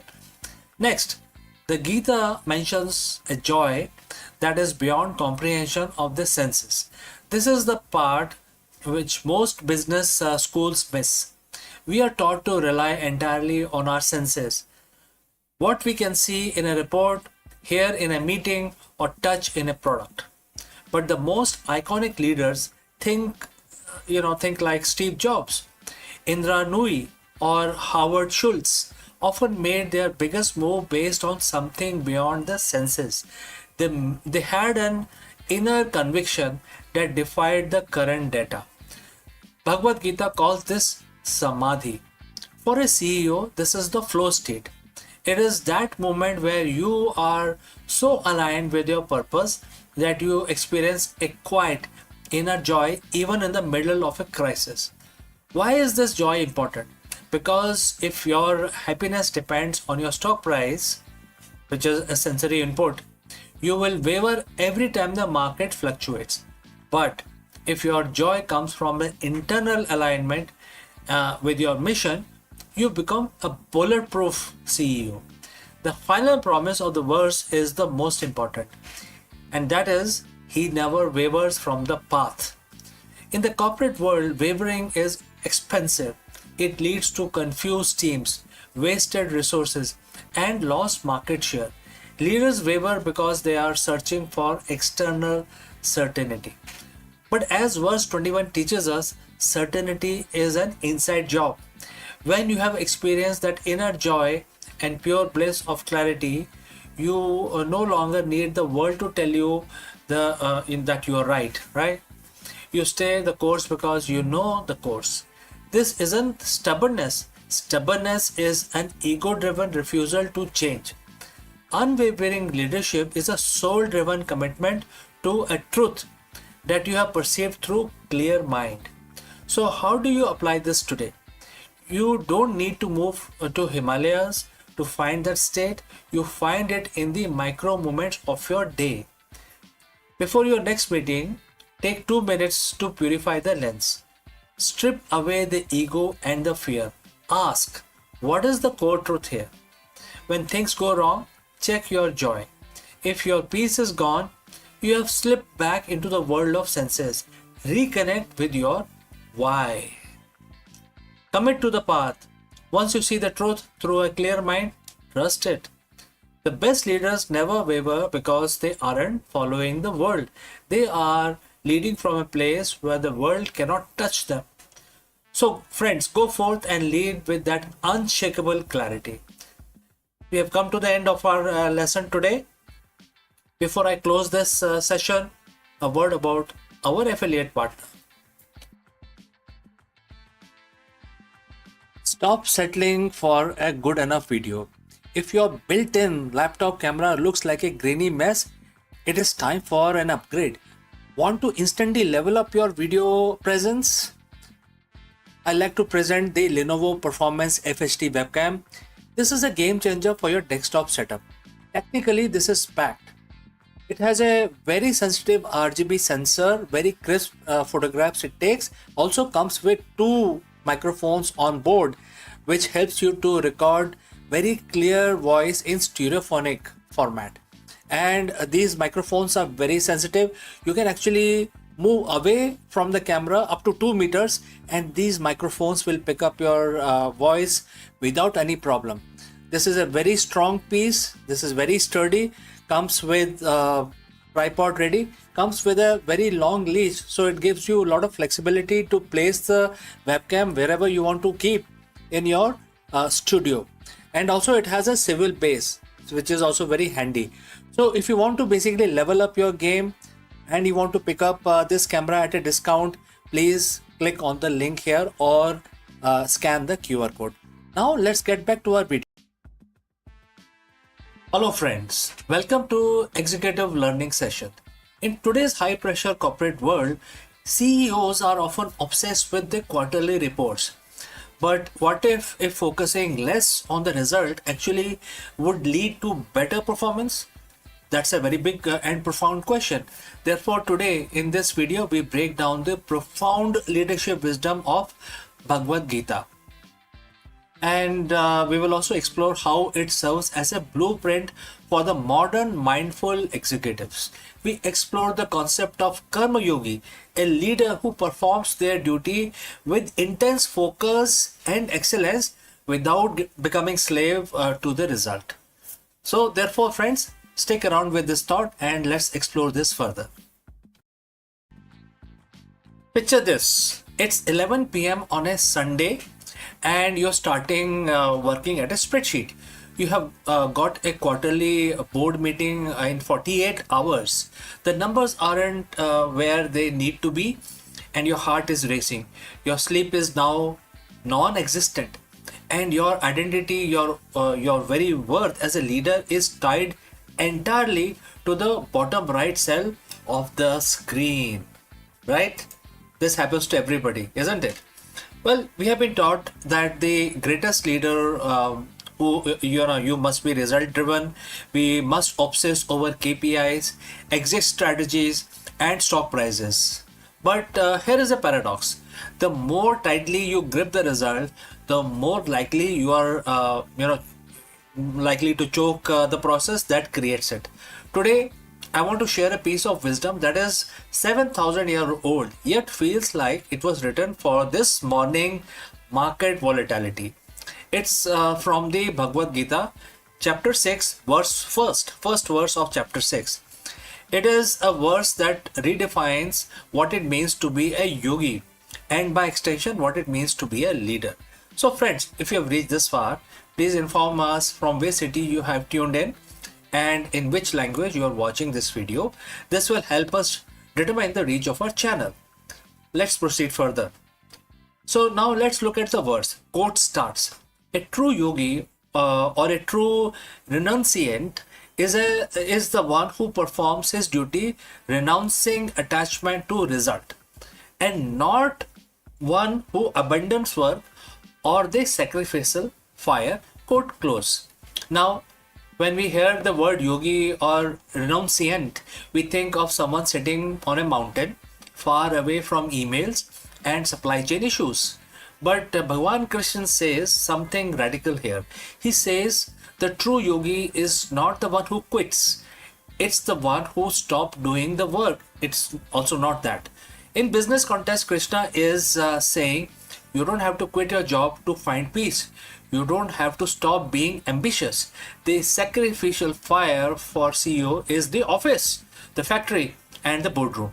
The distinction isn't whether you work, it's how you relate to outcome of what works, etc. So what is the result paradox? So when we attach to the result, we operate from a place of fear. Fear of failure, fear of loss, fear of looking bad. When the brain is in the fear mode, the prefrontal cortex, the part of your brain responsible for high level strategy and innovation, shuts down. Attachment creates tunnel vision. You become so focused on the win that you miss the ethical red flags or the innovative pivot that could have saved your company. Attachment creates fragility. If your happiness depends on the green KPI, a red KPI will shatter your confidence completely. So Gita suggests a better way. Perform your karma, the duty at hand. Imagine the professional athlete. If a golfer is thinking about a trophy while they are, mid swing, they will miss the shot. To win the trophy, they must forget the trophy exists and focus entirely on the mechanics of the swing. That is leading without attachment. The verse mentioned not abandoning their sacrificial fire. In ancient times, this was the literal fire of ritual. Today, for a leader, it is the energy of the action. Leading without attachment does not mean leading without excellence. In fact, it requires more excellence. When you aren't worried about how the result will make you look, you are free to be. There are several things you are free to be. First is bold, because you aren't afraid of the fallout. Second is the present, because you aren't living in the future quarter. And third is the objective, because you see the data for what it is, not what you want it to be. A true CEO, which is yogi, performs their duty because it is the right thing to do, not because it means something to, earn your bonus, etc. They treat their company as a sacrifice, a contribution to the world. So how do we actually do this? How do we walk into the board meeting tomorrow and lead without the attachment? There are few ideas which I want to share with you. First is shift from what to how. Instead of asking, will they reach the target? Ask, are we executing this with the highest level of integrity and skill? If the process is perfect, the result is inevitable, and it's the inevitable byproduct. Second, the 5-minute detether. Before a high stake pitch, take 5 minutes to remind yourself, I have a right to work, but not to the fruits. Tell yourself that your value as a human being is independent of this deal. Watch how much more charismatic and calm you would become before you get into the meeting. Now, the third idea is reward effort, not just outcome. So as a leader, stop only celebrating the wins. Start celebrating the karma as well. The disciplined, high quality effort, even when it doesn't lead to a win, this builds a culture of psychological safety. So Bhagavad Gita isn't asking you to be less ambitious. In fact, it is asking you to be freer. So when you stop being a slave to the result, you become master of your actions. You will become unshakable executive. You will still show up and you still, the light of fire, and you still do the work, but you do it with a smile, knowing that while you cannot control the wind, you can always control how you set your sail. So friends, what do you think? Thank you for your time. Thank you for joining live. Let's go back to the fire and do the work. And if you have any questions, please feel free to send it across. Before I wind up this session, a word about our affiliate partner. Stop settling for a good enough video. If your built-in laptop camera looks like a grainy mess, it is time for an upgrade. Want to instantly level up your video presence?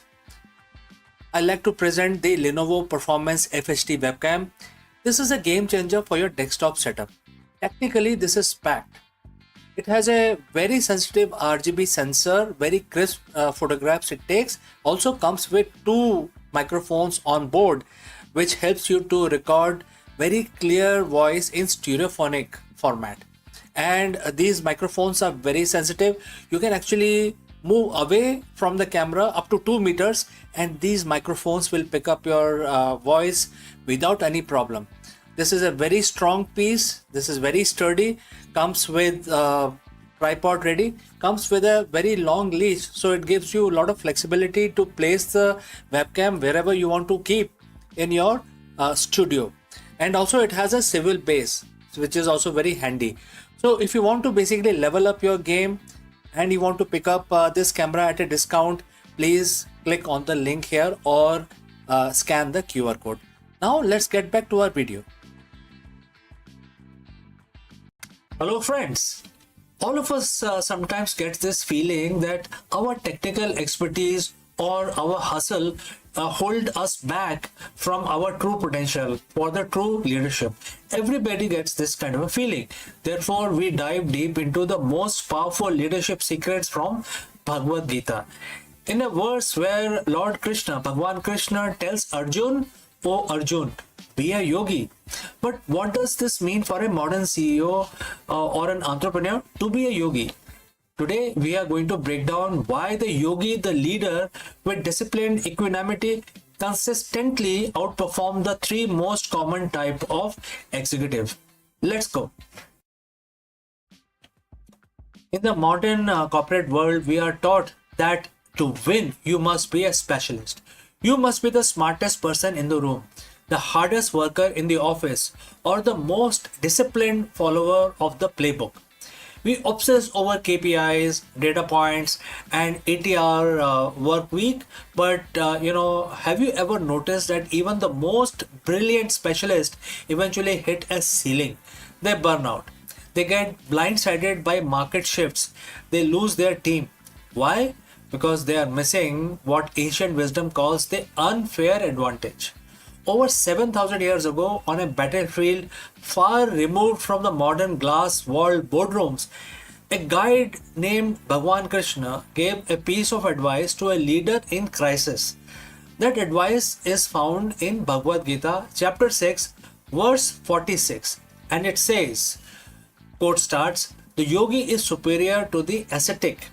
He is deemed superior even to the man of knowledge, and he is superior to the man of ritual action. Therefore, O Arjun, be a yogi." Today, we are going to translate this ancient code into a roadmap for the 21st century leadership. We are going to explore why a yogi beats a specialist every single time. So friends, if you have reached this far, please inform us from which city you have tuned in and in which language you are watching this video. This will help us determine the reach of our channel. Moving on, what are the different kinds of most common executives? First is aesthetic, which in Sanskrit known as tapasvi.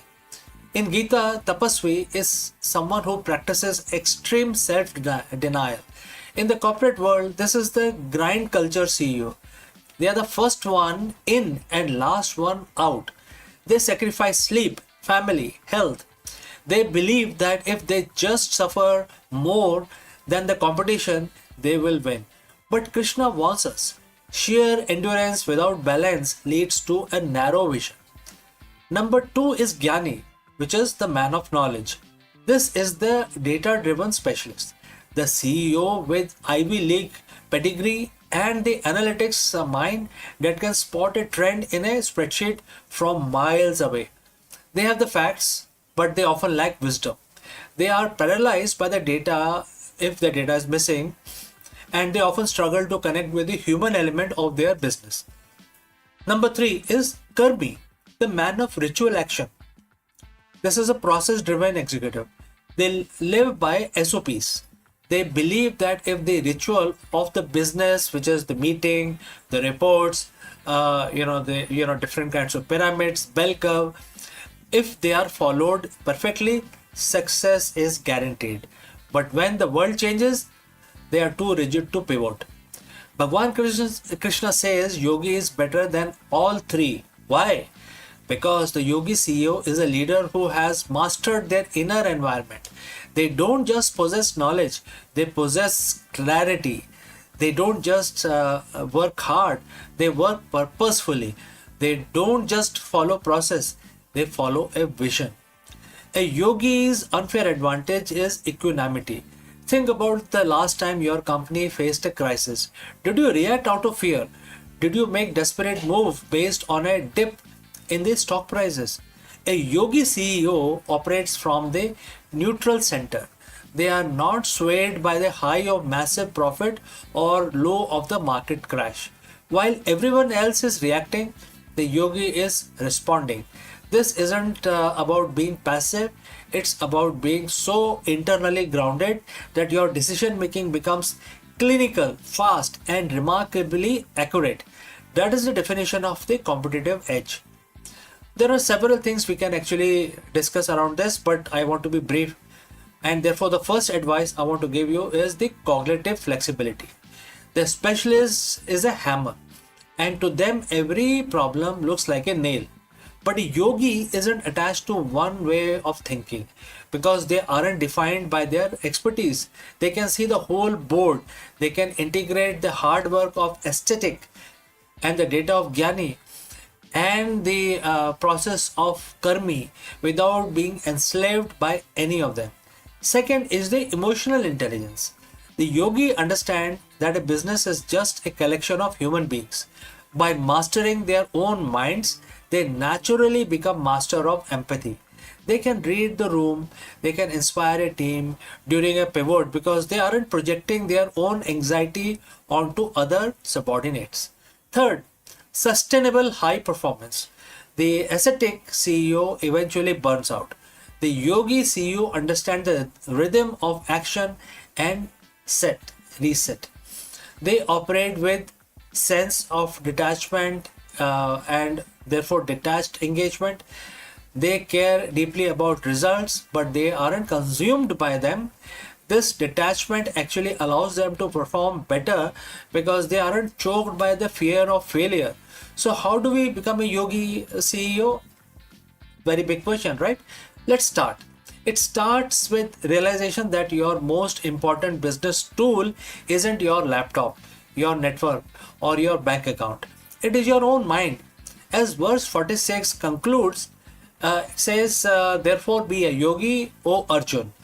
Very, it's like a proverb. Be a yogi, O Arjun. Such few words, but very profound meaning. This is a call to action for every leader. Don't just be a worker. Don't just be an expert. Don't just be a bureaucrat. Cultivate the discipline of the mind.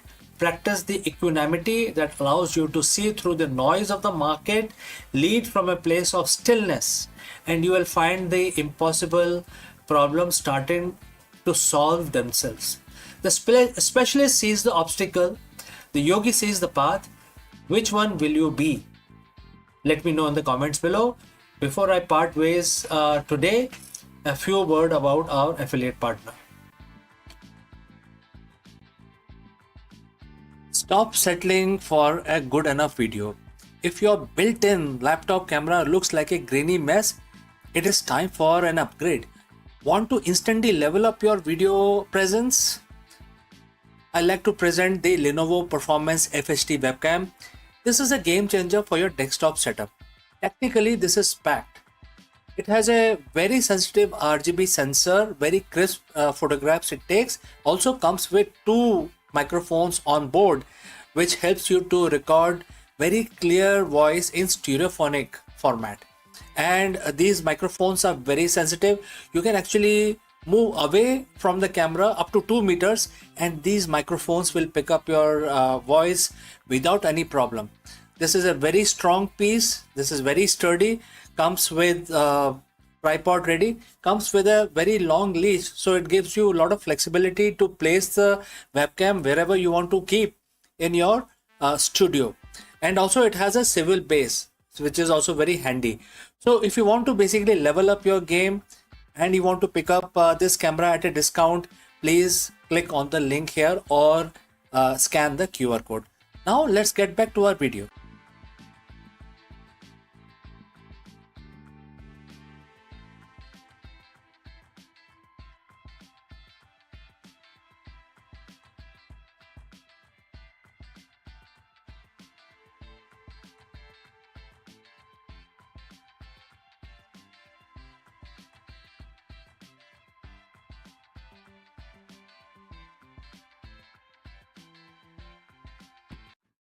Ever wondered why you possesses a specific personality trait, strength, and struggles that defines you?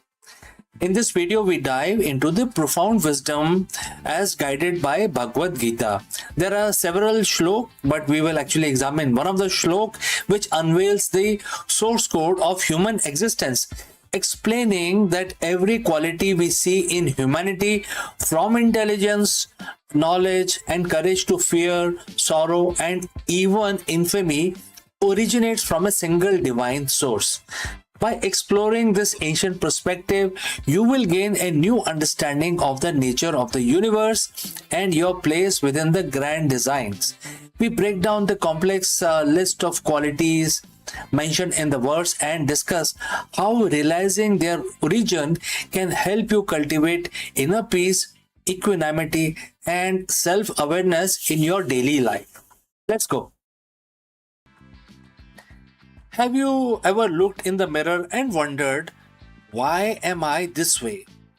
Why do you feel intense joy one day and profound sorrow the very next day? Why do you have the courage to face a challenge yet feel paralyzed by a sudden, irrational fear? We often think our personality is just a random collection of habits and experience. But what if there was a blueprint? What if the entire spectrum of human experience, the light and the shadow, the brilliance and the failures, wasn't just you, but a reflection of the very nature of the universe? Today we are decoding one of the most profound verses in the ancient wisdom, which is Bhagavad Gita, chapter 10, verse 5. It is quite literally the source code of human existence. So in chapter 10, Bhagwan Krishna is revealing his vibhuti, his divine manifestation. He is explaining that he is not just a distant force, but the active underlying reality behind everything we perceive. The verse reads like this, and the quote starts: intelligence, knowledge, clarity of thoughts, forgiveness, truthfulness, sense control, mind control, joy, sorrow, birth, death, fear, courage, non-violence, equanimity, contentment, austerity, charity, fame, and infamy. These diverse qualities of living beings are created by me alone. And the quote close. So when you look at this list, you'll see a paradox. Most spiritual teaching tells you to seek joy and avoid sorrow. But here Bhagwan Krishna says both come from the same source. This is a massive shift in perspective. It suggests that your entire emotional and psychological landscape is not an accident.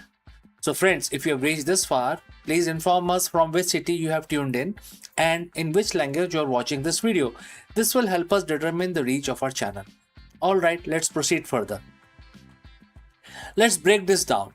Bhagwan Krishna lists 20 qualities. Think of these as the primary color of the human consciousness. The intellectual cluster. Let's start with this. The intelligence, knowledge, clarity. These are the tools we use to navigate the material world. Next is the moral cluster, which is forgiveness, truthfulness, non-violence. These are the traits of stabilized society. Next is the emotional duality cluster. This is the most fascinating part. Joy and sorrow, birth and death, fear and courage, fame and infamy. We would, why would their divine claim to be the source of infamy or fear? This is the crux of the hidden blueprint. The universe is a playground of duality. You cannot understand the concept of courage if you have never experienced fear.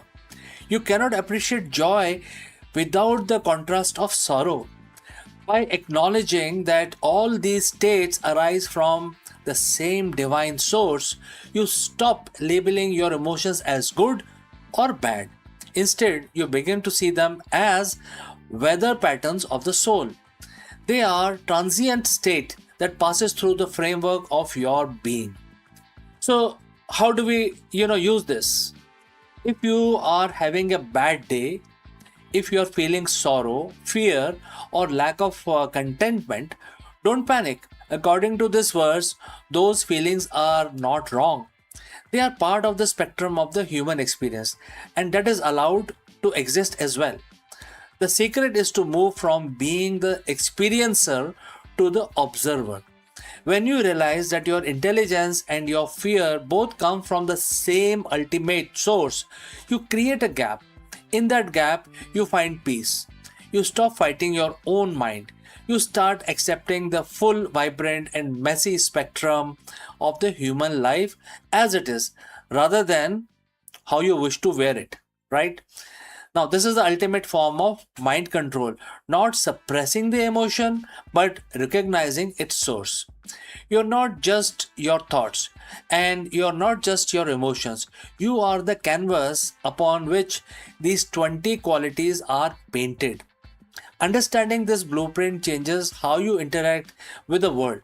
You become more forgiving because you understand that everyone else is also playing out these same qualities.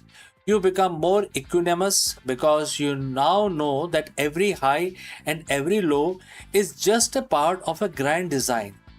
And friends, I want you to think about the quality from that list today. Just one of them, maybe one you have been struggling with. How does your perspective changes if you see it in not as a flaw, but as a thread in the blueprint of your existence? So do let me know if you have any questions. We can discuss this further as well on one-on-one basis. All right, friends. So we have come to the end. Before I close this live stream, I would like to speak few words about our affiliate partner. Stop settling for a good enough video. If your built-in laptop camera looks like a grainy mess, it is time for an upgrade. Want to instantly level up your video presence? I like to present the Lenovo Performance FHD webcam. This is a game changer for your desktop setup. Technically, this is packed.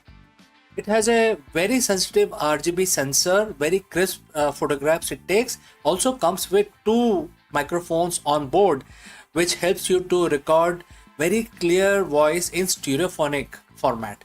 And these microphones are very sensitive. You can actually move away from the camera up to 2 meters and these microphones will pick up your voice without any problem. This is a very strong piece. This is very sturdy. Comes with tripod ready, comes with a very long leash, so it gives you a lot of flexibility to place the webcam wherever you want to keep in your studio. And also it has a swivel base, which is also very handy. So if you want to basically level up your game and you want to pick up this camera at a discount, please click on the link here or scan the QR code. Now let's get back to our video.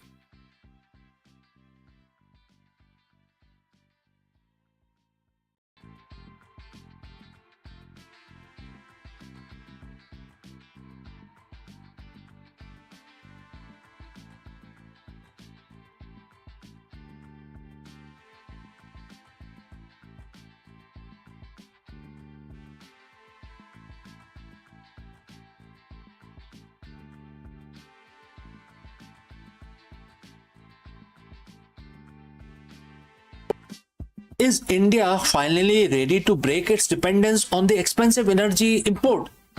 In order to answer this very profound question, we will actually discuss about a massive move towards Atmanirbhar Bharat. The Union Cabinet has officially greenlit a huge project which is worth 37,500 crore, and this project includes coal gasification scheme.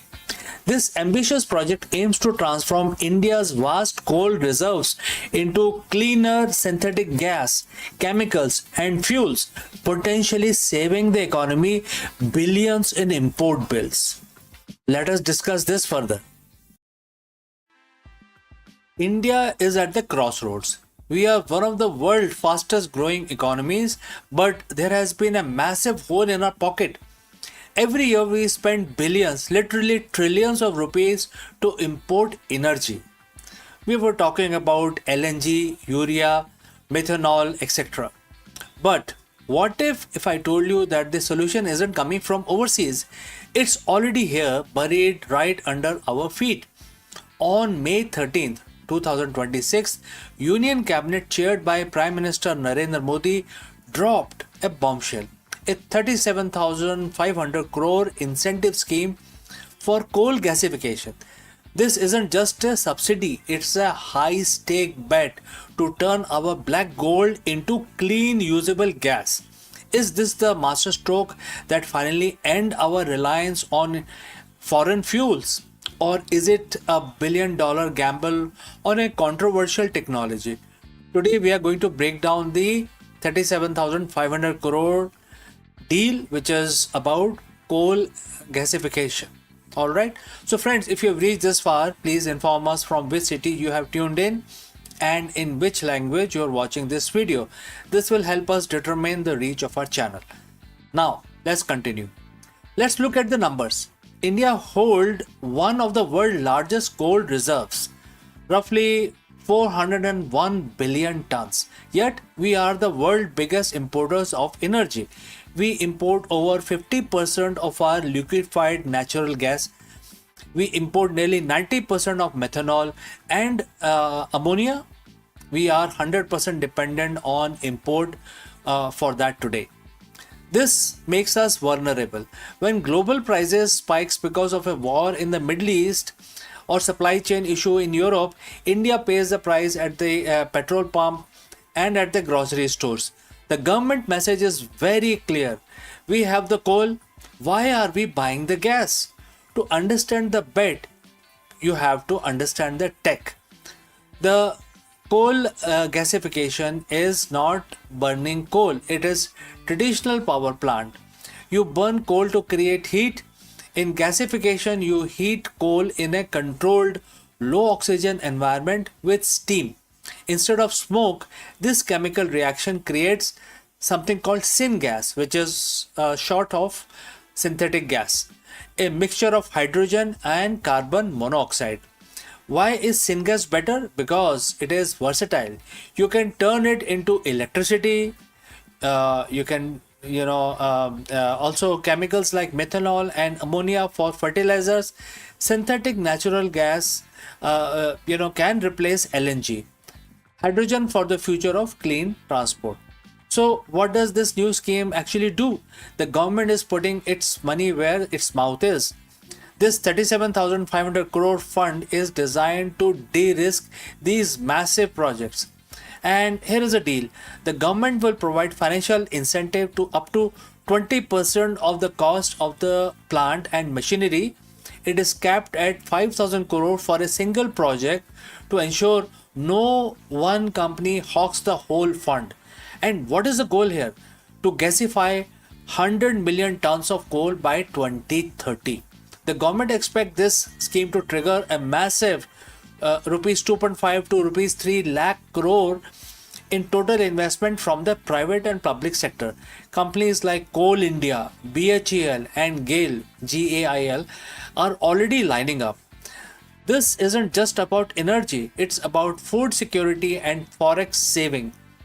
Think about urea. India's agriculture depends on the urea. Urea requires ammonia, which we currently import. By making ammonia from domestic coal, we insulate our farmers from the global price shocks and the forex factor.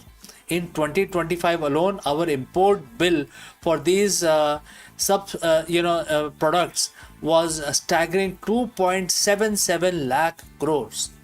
If you can cut even a quarter of that, it is a massive win for the Indian rupee. Plus, this scheme is technology agnostic, meaning it encourages indigenous Indian technology, reducing our reliance on foreign contractors.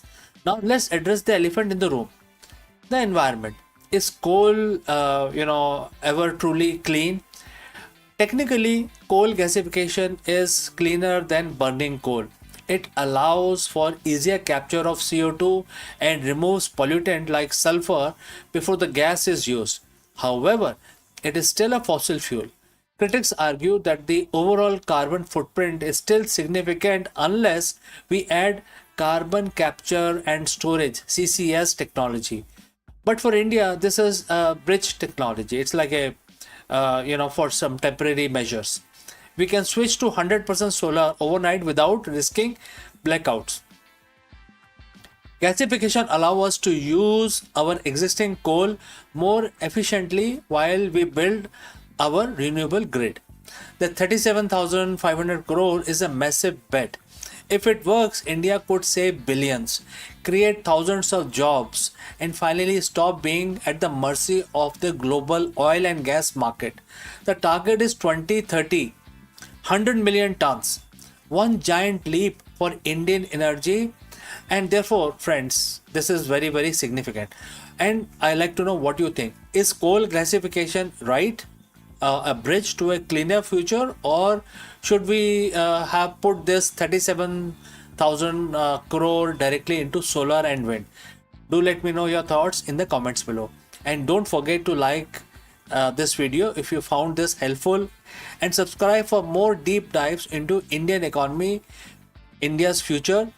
And friends, if you have any further questions, please do not hesitate to send your questions as well. I will see you in the next one. Before I leave, a word about our affiliate partner. Stop settling for a good enough video. If your built-in laptop camera looks like a grainy mess, it is time for an upgrade. Want to instantly level up your video presence? I like to present the Lenovo Performance FHD webcam. This is a game changer for your desktop setup. Technically, this is packed. It has a very sensitive RGB sensor, very crisp photographs it takes. Also comes with two microphones on board, which helps you to record very clear voice in stereophonic format. And these microphones are very sensitive. You can actually move away from the camera up to 2 meters, and these microphones will pick up your voice without any problem. This is a very strong piece. This is very sturdy. Comes with tripod ready. Comes with a very long leash, so it gives you a lot of flexibility to place the webcam wherever you want to keep in your studio. And also it has a swivel base, which is also very handy. So if you want to basically level up your game and you want to pick up this camera at a discount, please click on the link here or scan the QR code. Now let's get back to our